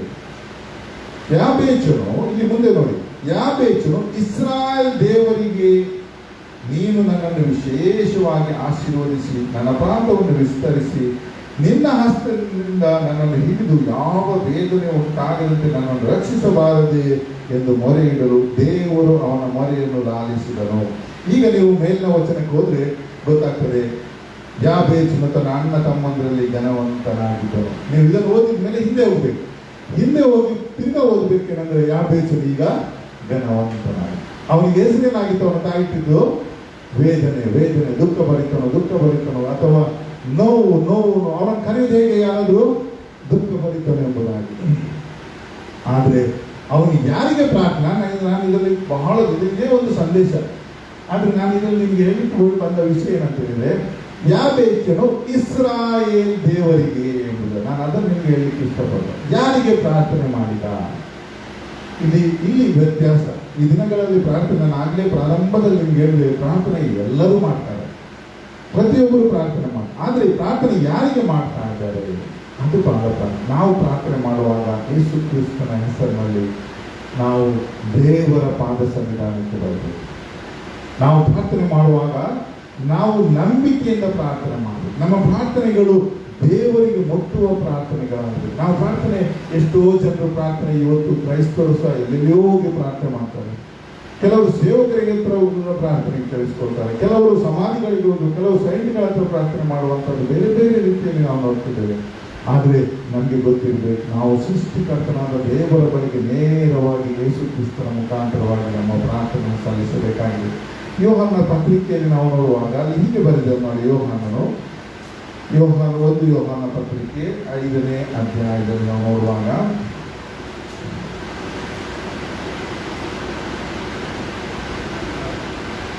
ನೋಡಿ, ಹೆಡ್ಡಿಂಗ್ ಇಲ್ಲಿ 13ನೇ ವಚನದ ಮೇಲೆ ಶಿರೋನಾಮ ಇದೆ, ದೇವಕುಮಾರನಲ್ಲಿ ನಂಬಿಕೆ ಇಟ್ಟವರಿಗೆ ದೃಢವಾದ ನಿಶ್ಚಯವಿರುವುದು. ಇದೊಂದು ಪ್ರಾರ್ಥನೆ ವಿಷಯದಲ್ಲಿ ಅವನು ಬರೆಯುವಾಗ ಹೇಳ್ತಿದ್ದಾರೆ. ಮೇಲೆ ಯಾರು ಯೇಸು ಕ್ರಿಸ್ತನಲ್ಲಿ ನಂಬಿಕೆ ಇಟ್ಟಿದ್ದಾರೋ ಅವರಿಗೆ ಮಾತ್ರ ದೃಢವಾದ ನಿಶ್ಚಯ ಇರ್ತದೆ. ಯಾವುದರ ಮೇಲೆ? ತಮ್ಮ ಪ್ರಾರ್ಥನೆಗಳ ಮೇಲೆ. ಯಾರಿಗೆ ಯೇಸು ಕ್ರಿಸ್ತನ ಮೇಲೆ ದೃಢವಾದ ನಂಬಿಕೆ ಇಲ್ಲವೋ ಅವರಿಗೆ ಪ್ರಾರ್ಥನೆ ಮೇಲೆಯೂ ನಂಬಿಕೆ ಇಲ್ಲ. ಇದನ್ನು ಬಿಟ್ಕೊಳ್ಳಿ, ಇದು ನಾನು ಕೆಳಗೆ ಓದ್ತೇನೆ. ದೇವರ ಮಗನ ಹೆಸರಿನಲ್ಲಿ ನಂಬಿಕೆ ಇಟ್ಟಿರುವವರಾದ ನಿಮ್ಮಲ್ಲಿ ನಿತ್ಯ ಜೀವ ಉಂಟೆಂದು ನಿಮಗೆ ಗೊತ್ತಾಗುವಂತೆ ಈ ಮಾತುಗಳನ್ನು ಬರೆದಿದ್ದೇನೆ. ಆ ಮಾತು ಯಾವುದಂದ್ರೆ, ನಾವು ದೇವರ ಚಿತ್ತಾನುಸಾರವಾಗಿ ಏನಾದರೂ ಬೇಡಿಕೊಂಡರೆ ಆತನು ನಮ್ಮ ವಿಜ್ಞಾಪನೆ ಕೇಳುತ್ತಾನೆಂಬ ಧೈರ್ಯವು ಆತನ ವಿಷಯವಾಗಿ ನಮಗುಂಟು. ಅರ್ಥ ಆಯ್ತಾ ನಿಮಗೆ? ಯಾರಿಗೆ ಪ್ರಾರ್ಥನೆಯಲ್ಲಿ ದೃಢವಾದ ವಿಶ್ವಾಸ ಉಂಟಂದ್ರೆ, ಯಾರು ಯೇಸು ಕ್ರಿಸ್ತನಲ್ಲಿ ದೃಢವಾದ ನಂಬಿಕೆಯನ್ನಿಟ್ಟು ನಿತ್ಯ ಜೀವವನ್ನು ಕಂಡುಕೊಂಡಿದ್ದಾರೋ ಅವರು ಮಾತ್ರ. ಕೆಲವೊಮ್ಮೆ ಪ್ರಾರ್ಥನೆ ನಿಮ್ಗೆ ಯಾಕೆ ಸಂಶಯ ಬರ್ತಿದೆ, ಪ್ರಾರ್ಥನೆ ಮಾಡಿಸ್ಕೊಂಡು ಹೋದ್ರೂ ಸಹ ನಂಬೋದಿಲ್ಲ, ಯಾಕೆ ಪ್ರಾರ್ಥನೆಯಲ್ಲಿ ಯಾಕೆ ಅಪನಂಬಿಕಸ್ಥರಾಗಿರ್ತೇವೆ, ಇದಕ್ಕೆ ವಿಶ್ವಾಸ ಅಂದರೆ ನಮ್ಮ ನಂಬಿಕೆ ದೃಢವಾಗಿಲ್ಲ. ಪ್ರಾರ್ಥನೆ ಮಾಡಬೇಕಾದ್ರೆ ಏನ್ ಬೇಕು? ನಂಬಿಕೆ ಬೇಕು. ಎಂತ ನಂಬಿಕೆ ಬೇಕು? ನಾನು ಹಾಗೆ ಎಲ್ಲರೂ ಪ್ರಾರ್ಥನೆ ಮಾಡಿ, ಎಲ್ಲರಿಗೂ ನಂಬಿಕೆ ಬೇಕು. ಯೇಸು ಕ್ರಿಸ್ತನಲ್ಲೇ ನಂಬಿಕೆ ಇರಬೇಕು. ನೀನು ಪ್ರಾರ್ಥನೆ ಮಾಡಬೇಕಾದ್ರೆ ದೇವಕುಮಾರನ ಮೇಲೆ ದೃಢವಾದ ನಂಬಿಕೆ ಇರಬೇಕು. ಆತನ ಮೂಲಕ ನನ್ನ ಪಾಪಗಳು ಪರಿಹಾರವಾಗಿದೆ, ಆತನ ಮೂಲಕ ನನ್ನ ಪ್ರಾರ್ಥನೆ ಕೇಳಲ್ಪಟ್ಟ ಯೇಸುವಿನಲ್ಲಿ ನನ್ನ ಹೆಸರಲ್ಲಿ ನೀವು ಏನಾದರೂ ಬೇಡಿದ್ರೆ ಅದರ ತಂದೆ ಒದಗಿಸಿಕೊಡ್ತಾನೆ. ದೃಢವಾದ ನಿಶ್ಚಯ ನಿನಗಿದ್ರೆ ನೀನು ಪ್ರಾರ್ಥನೆ ಮಾಡಿದೆಲ್ಲ ಹೊಂದಿದ್ದೀಯ ಎಂಬುದಾಗಿ ನಂಬುದು. ಮುಂದೆ ವಚನ ನಾವು ಮುಂದೆ ಇನ್ನೂ ಸ್ಪಷ್ಟವಾಗಿ ನೋಡಿ. ಆತನ ಧೈರ್ಯವಾಗಿ ನಾವು ಏನು ಬೇಡಿಕೊಂಡು, 15ನೇ ವಚನ ನೋಡಿ, ನಾವು ಏನು ಬೇಡಿಕೊಂಡರೂ ಆತನು ನಮ್ಮ ವಿಜ್ಞಾಪನವನ್ನು ಕೇಳುತ್ತಾನೆ ಎಂಬುದು ನಮಗೆ ಗೊತ್ತಾಗಿದ್ದರೆ ನಾವು ಬೇಡಿದವುಗಳು ಆತನಿಂದ ನಮಗೆ ದೊರೆತವೆಂಬುದೂ ನಮಗೆ ಗೊತ್ತಾಗಿದೆ. ಎಷ್ಟು ಚಂದ ಬಂದಿದೆ. ಅದರ ಹೆಡ್ಡಿಂಗ್ನಲ್ಲೇ ಸಂದೇಶ ಉಂಟು. ದೇವಕುಮಾರನಲ್ಲಿ ದೃಢವಾದ ನಂಬಿಕೆ. ಅವ್ರಿಗೆ ಏನಾಗಿದೆ? ನಿಶ್ಚಯವಿದೆ. ಯಾವುದರ ಮೇಲೆ ನಿಶ್ಚಯ ಇದೆ? ಅವರ ಪ್ರಾರ್ಥನೆ ಮೇಲೆ ನಿಶ್ಚಯವಿದೆ. ಆ ನಿಶ್ಚಯ ಎಂತದಂತ ಹೇಳಿದ್ರೆ, ನಾವು ಬೇಡಿದ್ದನ್ನು ಹೊಂದಿದ್ದೇವೆ ಎಂದು ನಾವು ಮೊದಲೇ ನಂಬಿದ್ದೇವೆ. ನಾವು ಏನು ಬೇಡ್ತೇವೆ ಅದನ್ನು ಹೊಂದೇವೆ. ನಾನು ನೆನೆಸ್ತೇನೆ, ಅಬ್ರಹಾಮ ಸೋದೋಮ್ ಗೊಮೋರದ ವಿರುದ್ಧವಾಗಿ ದೇವರನ್ನು ವಿಜ್ಞಾಪಿಸಿದ. ಅವನಿಗೆ ಸುಖವಾಗಿ ನಿದ್ರೆ ಮಾಡಿದ. ಅಲ್ಲಿ ಅವನೆನಿಸ್ತಾನೆ, ದೇವರು ನನ್ನ ಪ್ರಾರ್ಥನೆ ಕೇಳಿದ್ದಾರೆ, ಅಲ್ಲಿ 10 ಜನ ಆದರೂ ನೀತಿವಂತ. ಆದರೆ ಅಲ್ಲಿ ಇರಲಿಲ್ಲ, ಅದು ನಾಶವಾದ. ಆದರೆ ನಂಬಿಕೆ ಯಾರಲ್ಲಿತ್ತು? ಅಬ್ರಹಾಮನಲ್ಲಿತ್ತು. ದೇವರು ಕರುಣೆಯ ದೇವರು. ದೇವರು ತನ್ನ ನೀತಿಗೆ ಏನು ಮಾಡುವುದಿಲ್ಲ. ಅಬ್ರಹಾಮ ಕೇಳಿಕೊಂಡ ದೇವರು ಒದಗಿಸಿಕೊಟ್ಟಿದ್ದಾನೆ. ಅಲ್ಲಿ ಸಮಸ್ಯೆ ಏನಂದ್ರೆ, ಅಲ್ಲಿ 10 ಜನ ಮಂದಿ ನೀತಿವಂತರಿರಲಿಲ್ಲ, ಒಬ್ಬ ಮಾತ್ರ ನೀತಿವಂತನಾಗಿದ್ದ. ಅಬ್ರಹಾಮನ ಮೊರೆಯನ್ನು ಕೇಳಿ ದೇವರು ಲೋಟನನ್ನು ಬಿಡುಗಡೆ ಮಾಡಿದ. ಆದ್ರಿಂದ ನಮ್ಮನ್ನು ನಾವು ಪರೀಕ್ಷೆ ಮಾಡಿಕೊಳ್ಬೇಕು. ಈ ದಿನಗಳಲ್ಲಿ ನಮ್ಮನ್ನು ನಾವು ಪರೀಕ್ಷೆ ಮಾಡಿಕೊಳ್ಳೋಣ. ನಮ್ಮ ಪ್ರಾರ್ಥನೆ ಎಂಥದ್ದಾಗಿದೆ? ನಮ್ಮ ಪ್ರಾರ್ಥನೆ, ನಾನು ಆಗಲೇ ಹೇಳಿದೆ, ಪ್ರಾರ್ಥನೆ ವಿಷಯದಲ್ಲಿ 1 ದಿನ, 1 ತಿಂಗಳು, 1 ವರ್ಷದಲ್ಲ, ನಮ್ಮ ಜೀವಮಾನವಿಡೀ ಕಲಿಯುತ್ತಾ ಇರುವಂಥ ಒಂದು ಪ್ರಾರ್ಥನೆ. ಯೇಸು ಸ್ವಾಮಿ ಪ್ರಾರ್ಥನೆ ಹೇಳಿದರೆ, ನೀವು ಹೇಳಿದ್ದನ್ನೇ ಸುಮ್ಮನೆ ಹೇಳಿಬೇಡ್ರಿ. ದೇವರು ನಾವು ಬಹಳ ಪ್ರಾರ್ಥನೆ ಮಾತುಗಳನ್ನಾಡಿ ದೇವರು ಕೇಳ್ತಾನೆ ಎಂಬುದಾಗಿ ನೆನೆಸಿಕೊಳ್ಳುವುದಿಲ್ಲ. ನಮ್ಮ ಪ್ರಾರ್ಥನೆಗಳು ಇವತ್ತು ಎಂಥದ್ದಾಗಿದೆ? ನಾವು ಬಹಳ ಹೊತ್ತವರಾಗಿ ಕಣ್ಣೀರಿನಿಂದ ಒಡಕಿನಲ್ಲಿ ನಿಂತಿದ್ದೇವೋ? ಎರೆಮೆಯವರು ಹೀಗೆ ಬರ್ತಾನೆ, ನನ್ನ ಶಿರಸ್ಸು ಜಲಮಯವಾಗಿಯೂ ನನ್ನ ಕಣ್ಣುಗಳು ಕಣ್ಣೀರಿನ ಬುಗ್ಗೆಯಾಗಿದ್ರೆ ಎಷ್ಟೋ ಒಳ್ಳೆಯದಾಗಿ. ಯಾಕೆ? ಹತರಾಗಿರುವ ಚಂದ್ರಿಗೋಸ್ಕರ ಅಳಬೇಕಲ್ಲ. ನಮ್ಮ ಪ್ರಾರ್ಥನೆಗಳು ಇಂಥ ಪ್ರಾರ್ಥನೆಗಳಾಗಿದೆಯಾ? ಒಡಕಿನಲ್ಲಿ ನಿಂತುಕೊಂಡು ದೇಶ ರಕ್ಷಣೆಗೋಸ್ಕರ ನಾವು ವಿಜ್ಞಾಪಿಸ್ತಾ ಇದ್ದೇವಾ? ನಮ್ಮನ್ನು ನಾವು ಪರೀಕ್ಷೆ ಮಾಡಿಕೊಂಡು, ಅಥವಾ ಸ್ವಾರ್ಥವಾಗಿ ಇನ್ನೂ ನಾವು ಬೆಳವಣಿಗೆ ಹೊಂದದಂಥ ಒಂದು ಸ್ಥಿತಿ ಕ್ರೈಸ್ತ ಜೀವಿತದಲ್ಲಿ ನಾವು ಇದ್ದೇವಾ? ಅಥವಾ ನಮ್ಮ ಅನುಕೂಲಕ್ಕೋಸ್ಕರವೇ ನಾವು ಪ್ರಾರ್ಥನೆಯನ್ನು ನೆನೆಸ್ಕೊಂಡಿದ್ದೇವೋ? ಪ್ರಾರ್ಥನೆ ನಾವು ಸ್ವಾರ್ಥವಾಗಿ ಬಳಸ್ತಿದ್ದೇವೋ? ಪರೀಕ್ಷೆ ಮಾಡಿಕೊಳ್ಳೋದು. ಕ್ರಿಸ್ತನ ಮನಸ್ಸು ನಾವು ಹೊಂದಿದವರಾದರೆ ನಾವು ಒಡಕಿನಲ್ಲಿ ನಿಂತು ಪ್ರಾರ್ಥಿಸುವವರಾಗಿದ್ದೇವೆ. ನಾನು ಈ ದಿನಗಳಲ್ಲಿ ಅಂದು ಎಸ್ಕೇಲನಲ್ಲಿ ದೇವರು ಹೇಳ್ತಾರೆ, ನಾನು ಹುಡುಕಲು ಯಾರೂ ಸಿಗಲಿಲ್ಲ ಎಂಬುದಾಗಿ. ಮಧ್ಯಸ್ಥಗಾರ ಏಷ್ಯಾದಲ್ಲಿ ಬರ್ತದೆ. ಅದಕ್ಕೆ ರೆಫರೆನ್ಸ್ ನೋಡಿ ನೀವು, ಅಲ್ಲಿ ಮನೆಗೆ ಆಮೇಲೆ ಸಮಯ ನೋಡಿಕೊಂಡು ಅಲ್ಲಿ ಏಷ್ಯಾ ಹೇಳ್ತಾನೆ, ಯಾರು ಸಹಾಯಕನ ಆಗ ದೇವರು ಹಸ್ತವೇ ತನಗೆ ಸಹಾಯವಾಯಿತು ಎಂಬುದಾಗಿ. ದೇವರು ಇವತ್ತು ಸಹ ಹುಡುಕ್ತಾ ಇದ್ದಾನೆ. ಇಂಥ ಪ್ರಾರ್ಥನೆ, ನಿಮ್ಮ ಪ್ರಾರ್ಥನೆ ದೇವರು ಕೇಳಿದ್ದಾನೆ, ಸಂತೋಷ ಕೊಟ್ಟಿದ್ದಾನೆ, ಎಲ್ಲ ಸರಿ. ಆದರೆ ದೇವರು ಹುಡುಕುವಂಥ ಪ್ರಾರ್ಥನೆ ಅಂದರೆ ತನ್ನ ಜನರಿಗೋಸ್ಕರ, ತನ್ನ ಸೃಷ್ಟಿಗೋಸ್ಕರ, ತಾನು ಉಂಟು ಮಾಡಿದ ಲೋಕಕ್ಕೋಸ್ಕರ, ಕೆಟ್ಟು ಹೋದ ನಾಶನದಲ್ಲಿರುವಂಥ ಈ ಲೋಕಕ್ಕೋಸ್ಕರ ನಾವು ಒಡಕಿನಲ್ಲಿ ನಿಂತು ಪ್ರಾರ್ಥಿಸುವವರಾಗಬೇಕು. ಅಂಥವರನ್ನು ದೇವರು ಆರಿಸ್ತಾ ಇದ್ದಾನೆ. ನಾನು ಅನಿಸ್ತೇನೆ, ಈ ವಾಕ್ಯವನ್ನು ಕೇಳುವ ನಾವೆಲ್ಲರೂ ಅಂಥ ಒಂದು ಪ್ರಾರ್ಥನಾ ವೀರರಾಗಬೇಕಾಗುವಂತೆ ದೇವರ ಆತ್ಮ ನಮಗೆ ಸಹಾಯ ಮಾಡಲಿ. ನಾವು ಈ ದಿನಗಳಲ್ಲಿ ದೇವರು ಬಯಸುವಂಥ, ಮೆಚ್ಚುವಂಥ ಒಂದು ಪ್ರಾರ್ಥನೆಯ ಮನುಷ್ಯರು ನಾವಾಗುವ. ಒಂದು ವೇಳೆ ನಮಗೆ ಇದಕ್ಕೋಸ್ಕರ ಬಹುಮಾನ ಸಿಗ್ಲಿಕ್ಕಿಲ್ಲ, ನಿಮಗೆ ಪ್ರಸಿದ್ಧಿ ಸಿಗ್ಲಿಕ್ಕಿಲ್ಲ, ಜನರು ನಿಮ್ಮನ್ನು ಹೊಗಲಿಕ್ಕಿಲ್ಲ, ಯಾರಿಗೂ ನೀವು ಕಾಣದೆ ಹೋಗ್ಬೋದು. ಆದರೆ ಪರಲೋಕ ನಿಮ್ಮನ್ನು ಗುರುತಿಸ್ತದೆ. ನಿಮ್ಮ ತಲೆಯ ಮೇಲೆ, ನಿಮ್ಮ ಹಣೆಯ ಮೇಲೆ ಪರಲೋಕ ಮದುವೆ ಇರ್ತದೆ. ನಿಮ್ಮನ್ನು ಯಾವ ದುಷ್ಟನೂ, ಯಾವ ಸನ್ಮಾರ್ಗನೂ ನಿಮಗೂ ಕೊಡ್ಲಿಕ್ಕೆ ಸಾಧ್ಯ ಇಲ್ಲ. ನಿಮ್ಮಿಂದಾಗಿ ಅನೇಕರು ದೇವರ ಬಳಿಗೆ, ದೇವರ ಹೊಂದಿದ ಒಂದು ಮಕ್ಕಳಾಗಿ ಮಾರ್ಪಡಲಿಕ್ಕೆ ಸಾಧ್ಯವಾಗ್ತದೆ. ಅಂಥ ಒಂದು ಬೆಳವಣಿಗೆ ಹೊಂದಿದಂಥ, ಅಂಥ ಕ್ರಿಸ್ತನ ಮನಸ್ಸನ್ನು ಹೊಂದಿದವರಾದಂಥ, ದೇವರ ವಾಕ್ಯಾನುಸಾರವಾದ ಪ್ರಾರ್ಥನೆಗೆ ನಮ್ಮನ್ನು ನಾವು ಒಪ್ಪಿಸಿಕೊಳ್ಳೋಣ. ಅದಕ್ಕೆ ಮೊದಲನೇದಾಗಿ ಬೇಕಾದಂಥದ್ದು ನಾವು ಕ್ರಿಸ್ತನ ಮಕ್ಕಳಾಗಿ ಮಾರ್ಪಡುವಂಥದ್ದು. ದೇವ ಕುಮಾರನಾದಂಥ ಯೇಸು ಕ್ರಿಸ್ತನ ಮೇಲೆ ದೃಢವಾದ ನಂಬಿಕೆಯನ್ನು ಇಟ್ಟವರಾದಾಗ ನಾವು ದೇವರ ಮಕ್ಕಳಾಗಿ ಮಾರ್ಪಡ್ತೇವೆ. ನಮ್ಮ ಪಾಪಗಳನ್ನು ಒಪ್ಪಿಕೊಂಡು ನಾವು ಅರಿಕೆ ಮಾಡಿಕೊಂಡು ಪಶ್ಚಾತ್ತಾಪ ಪಟ್ಟಾಗ ಯೇಸು ಕ್ರಿಸ್ತನ ರಕ್ತವು ನಮ್ಮ ಪಾಪಗಳನ್ನು ಪರಿಹಾರ ಮಾಡಿ ನಮ್ಮ ನೀತಿವಂತರನ್ನಾಗಿ ಮಾಡ್ತದೆ. ಬೈಬಲ್ ಹೇಳ್ತದೆ, ಯಾಕೋಬನು ನೀತಿವಂತನ ಅತ್ಯಾಸಕ್ತಿಯುಳ್ಳ ಪ್ರಾರ್ಥನೆಯು ಬಹು ಬಲವುಳ್ಳದಾಗಿದೆ. ಮೊದಲು ನಾವು ನೀತಿವಂತರಾಗೋಣ, ಯೇಸು ಕ್ರಿಸ್ತನನ್ನು ನಂಬಿಕೆಯಲ್ಲಿ ಸ್ವೀಕಾರ ಮಾಡಿಕೊಳ್ಳೋಣ. ಆ ಯೇಸು ಕ್ರಿಸ್ತನ ಮುಖಾಂತರವಾಗಿ ತಂದೆಯ ಬಳಿಯಲ್ಲಿ ನಾವು ವಿಜ್ಞಾಪಿಸುವರಾಗೋಣ. ಒಂದು ದಿನ ಪರಲೋಕದಲ್ಲಿ ನಮಗೆ ಸಂತೋಷ, ಆನಂದ ಉಂಟಾಗುವಂತೆ, ಈ ಲೋಕದಲ್ಲಿಯೂ ಒಂದು ವೇಳೆ ಜನರು ನಮ್ಮನ್ನು ಗುರುತಿಸಲಿರಲಿ, ಪರಲೋಕದ ಆನಂದವನ್ನು ನಾವು ಅನುದಿನ ಹೊಂದಿದವರಾಗಿ ಆನಂದಿಸ್ತೇವೆ. ಅಂತ ಸೌಭಾಗ್ಯ ನಮ್ಮೆಲ್ಲರಿಗೂ ಒದಗಿಕೊಡುವಂತೆ ದೇವರ ಆತ್ಮನು ಸಹಾಯ ಮಾಡಲಿ ಎಂಬುದಾಗಿ ಪ್ರಾರ್ಥಿಸ್ತೇವೆ. ಆಮೆನ್. ಪ್ರಾರ್ಥನೆ ಮಾಡೋಣ. ಸ್ತೋತ್ರ ಸ್ವಾಮಿ, ಸ್ತೋತ್ರಪ್ಪ. ಅಪ್ಪ ಯೇಸುವೆ, ಈ ಲೋಕದಲ್ಲಿರುವಾಗ ಪ್ರಾರ್ಥನೆ ವಿಜ್ಞಾಪನೆಗಳಿಗೋಸ್ಕರ ಕಣ್ಣೀರು ಸುರಿಸಿ ಪ್ರಾರ್ಥಿಸಿದ ದೇವರಾಗಿದೆಯಪ್ಪ. ಈಗಲೂ ನಮಗೋಸ್ಕರ ತಂದೆಯ ಬಲಪಾಸದ ಕುಳಿತುಕೊಂಡು ವಿಜ್ಞಾಪಿಸುವ ದೇವರಾಗಿದೆಯಪ್ಪ. ನಿನ್ನ ಬಳಿಗೆ ಬರುವವರನ್ನು ಸದಾ ಸ್ವೀಕಾರ ಮಾಡುವುದಕ್ಕೆ ಜೀವಿಸುವನಾಗಿ ವಿಜ್ಞಾಪಿಸುವನಾಗಿ ನೀನಿದ್ದೀ ಸ್ವಾಮಿ. ಅದಕ್ಕಾಗಿ ಸ್ತೋತ್ರ ಯೇಸುವೆ. ನಮಗೆ ನೀನೇ ಮಾದರಿಯಾಗಿ ನೋಡುವುದಾದ್ರೆ ಈ ಲೋಕದಲ್ಲಿ ನೀನು ರಾತ್ರಿಯೆಲ್ಲ ಪ್ರಾರ್ಥನೆಯನ್ನು ಕಳೆದಿಯಪ್ಪ. ಮುಂಚಾನೆಯಲ್ಲಿ ಪ್ರಾರ್ಥನೆಯನ್ನು ಕಳೆದಿ, ಸಂಜೆಯಲ್ಲಿ ಪ್ರಾರ್ಥನೆಯನ್ನು ಕಳೆದಿ, ಸಮಯ ಇರುವಾಗ ಇಲ್ಲದಾಗಲೂ ನೀನು ಪ್ರಾರ್ಥನೆಯನ್ನು ಮಾಡಿದ್ದೀ ಸ್ವಾಮಿ. ನಮಗೆ ಆ ಮಾದರಿಯನ್ನು ತೋರಿಸಿಕೊಟ್ಟಿಯಪ್ಪ. ನಿನ್ನ ಒಳ್ಳೆಯ ಆತ್ಮನ ನಮಗೆ ಅನುಗ್ರಹಿಸಿಕೊಟ್ಟು ಸ್ವಾಮಿ, ಎಂಥ ಪ್ರಾರ್ಥನೆಗೆ ನೀನು ಸಹಾಯ ಮಾಡಿದ್ದೀ ದೇವರೇ. ಆದರೂ ನಾವು ತಗ್ಗಿಸಿಕೊಂಡು ಕ್ಷಮಾಪಣೆ ಕೇಳ್ತೇವೆ ದೇವರೇ. ನಾವುಗಳು ಮಾಡಬೇಕಾದಂತಷ್ಟು ಪ್ರಾರ್ಥನೆ ಮಾಡಲಿಲ್ಲ ಸ್ವಾಮಿ. ಪ್ರಾರ್ಥನೆಯಲ್ಲಿ ಕೃತಜ್ಞತೆಯೊಂದಿಗೆ ನಾವು ನಿನ್ನ ಬಳಿಗೆ ಬರಲಿಲ್ಲ ಸ್ವಾಮಿ. ಅದಕ್ಕಾಗಿ ನಮ್ಮನ್ನು ಕ್ಷಮಿಸು ಕ್ಷಮಿಸು ಕ್ಷಮಿಸು ಎಂಬುದಾಗಿ ಬೇಡಿಕೊಳ್ಳುತ್ತೇವಪ್ಪ ದೇವರೇ. ಈ ಒಂದು ಸಂದರ್ಭಗಳಲ್ಲಿ ಸ್ವಾಮಿ, ಈ ವಾಕ್ಯವನ್ನು ಕೇಳಿದ ಪ್ರತಿಯೊಬ್ಬರಿಗಾಗಿ ನಾನು ಪ್ರಾರ್ಥಿಸ್ತೇನೆ ದೇವರೇ. ಈ ವಾಕ್ಯ ಕೇಳಿದ ಪ್ರತಿಯೊಬ್ಬೊಬ್ಬರ ಒಂದು ಪ್ರಾರ್ಥನಾ ಪ್ರಾಂತವು ವಿಸ್ತಾರವಾಗಲಿ ಸ್ವಾಮಿ. ನಿನ್ನನ್ನು ಅಂಗೀಕರಿಸಿಕೊಂಡು ನಿನ್ನನ್ನು ಸ್ವೀಕಾರ ಮಾಡಿ ನಿನ್ನ ಮೇಲೆ ದೃಢವಾದ ನಂಬಿಕೆಯನ್ನಿಟ್ಟು ಯೇಸುವೆ, ನಿನ್ನ ಮನಸ್ಸನ್ನು ಹೊಂದಿ ನಿನ್ನ ಜೊತೆ ಕೂಡಿ ಪ್ರಾರ್ಥನೆ ಮಾಡಲಿಕ್ಕಾಗುವಂತೆ ಕೃಪೆ ಕೊಡು. ಈ ಅಂತ್ಯ ದಿನಗಳಲ್ಲಿ ಅತಿ ಅವಶ್ಯವಾದಂಥ ಒಂದು ಪ್ರಾರ್ಥನೆ, ಒಂದು ಸೇವೆಗೆ ದೇವರೇ ಇಲ್ಲಿರುವ ಪ್ರತಿಯೊಬ್ಬರು, ಈ ವಾಕ್ಯ ಕೇಳಿದ ಪ್ರತಿಯೊಬ್ಬರು ಸ್ವಾಮಿ ತಮ್ಮನ್ನು ತೊಡಗಿಸಿಕೊಳ್ಳಿಕ್ಕೆ ಕೃಪೆ ಕೊಡಪ್ಪ.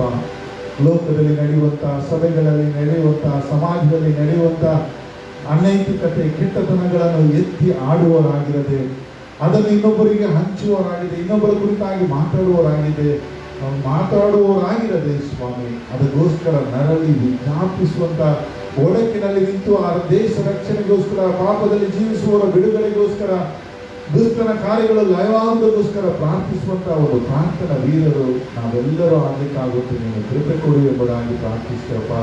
ಪ್ರತಿಯೊಬ್ಬರ ಆತ್ಮಿಕ ಪ್ರಾಂತವು ವಿಸ್ತಾರವಾಗಲಿ ಸ್ವಾಮಿ. ಪ್ರಬುದ್ಧತೆಗೆ ನಡೆಸು ಸ್ವಾಮಿ.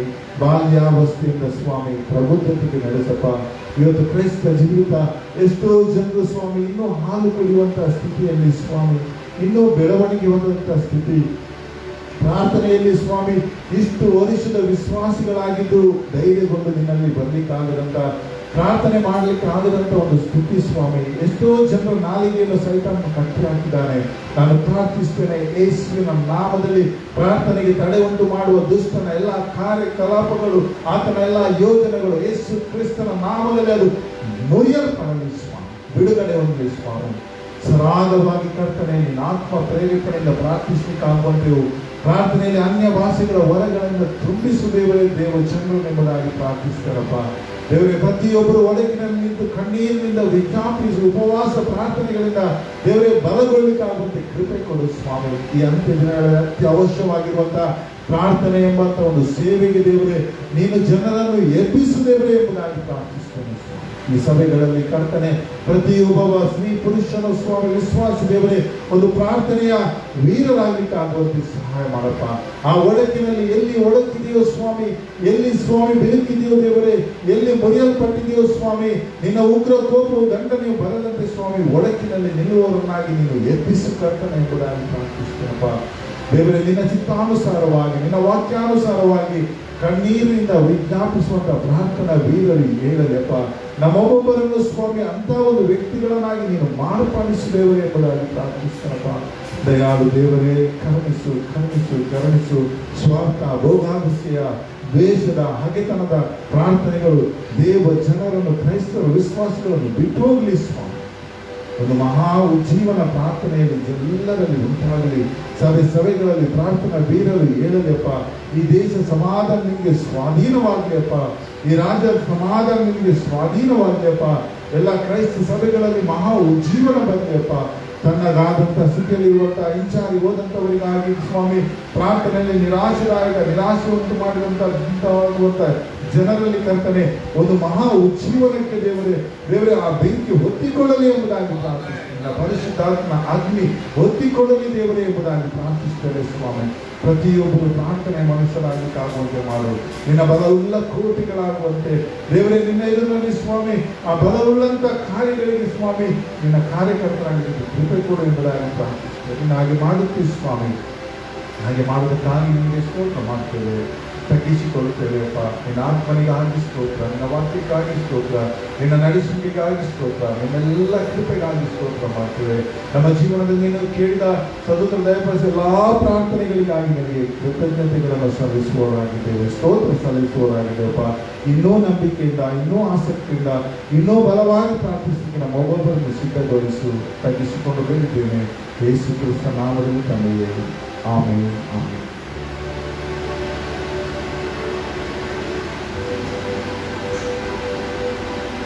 ವಂದನೆಗಳು. ನಮ್ಮ ಮಾತುಗಳಲ್ಲಿ ಬಂದು ನಮ್ಮ ಪ್ರೀತಿಯ ಕರೆಯನ್ನು ಸ್ವೀಕರಿಸಿ ಬಂದು ದೇವರ ವಾಕ್ಯದಲ್ಲಿ ನಡೆಸಿಕೊಟ್ಟಂಥ ಅಥವಾ ದೇವರ ವಾಕ್ಯವನ್ನು ಹಂಚಿದಂಥ ಸುವಾರ್ತಿಕರಾದ ಕರುಣಾಕರ್ ಅವರಿಗೆ ವಂದನೆಗಳು.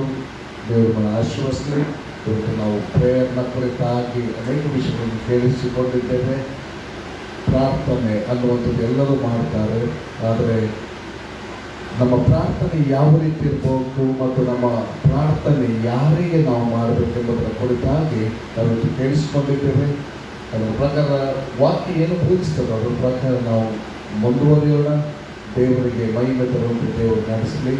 ಮತ್ತು ಮುಂದಿನ ದಿನಗಳಲ್ಲಿ ಸಂಡೇ 9:30ಗೆ ನಾವು ನಿಮ್ಮ ಜೊತೆ ಫೇಸ್ಬುಕ್ ಲೈವ್ನಲ್ಲಿ ಬರಲಿಕ್ಕಿದ್ದೇವೆ. ಪ್ರಾರ್ಥಿಸಿರಿ.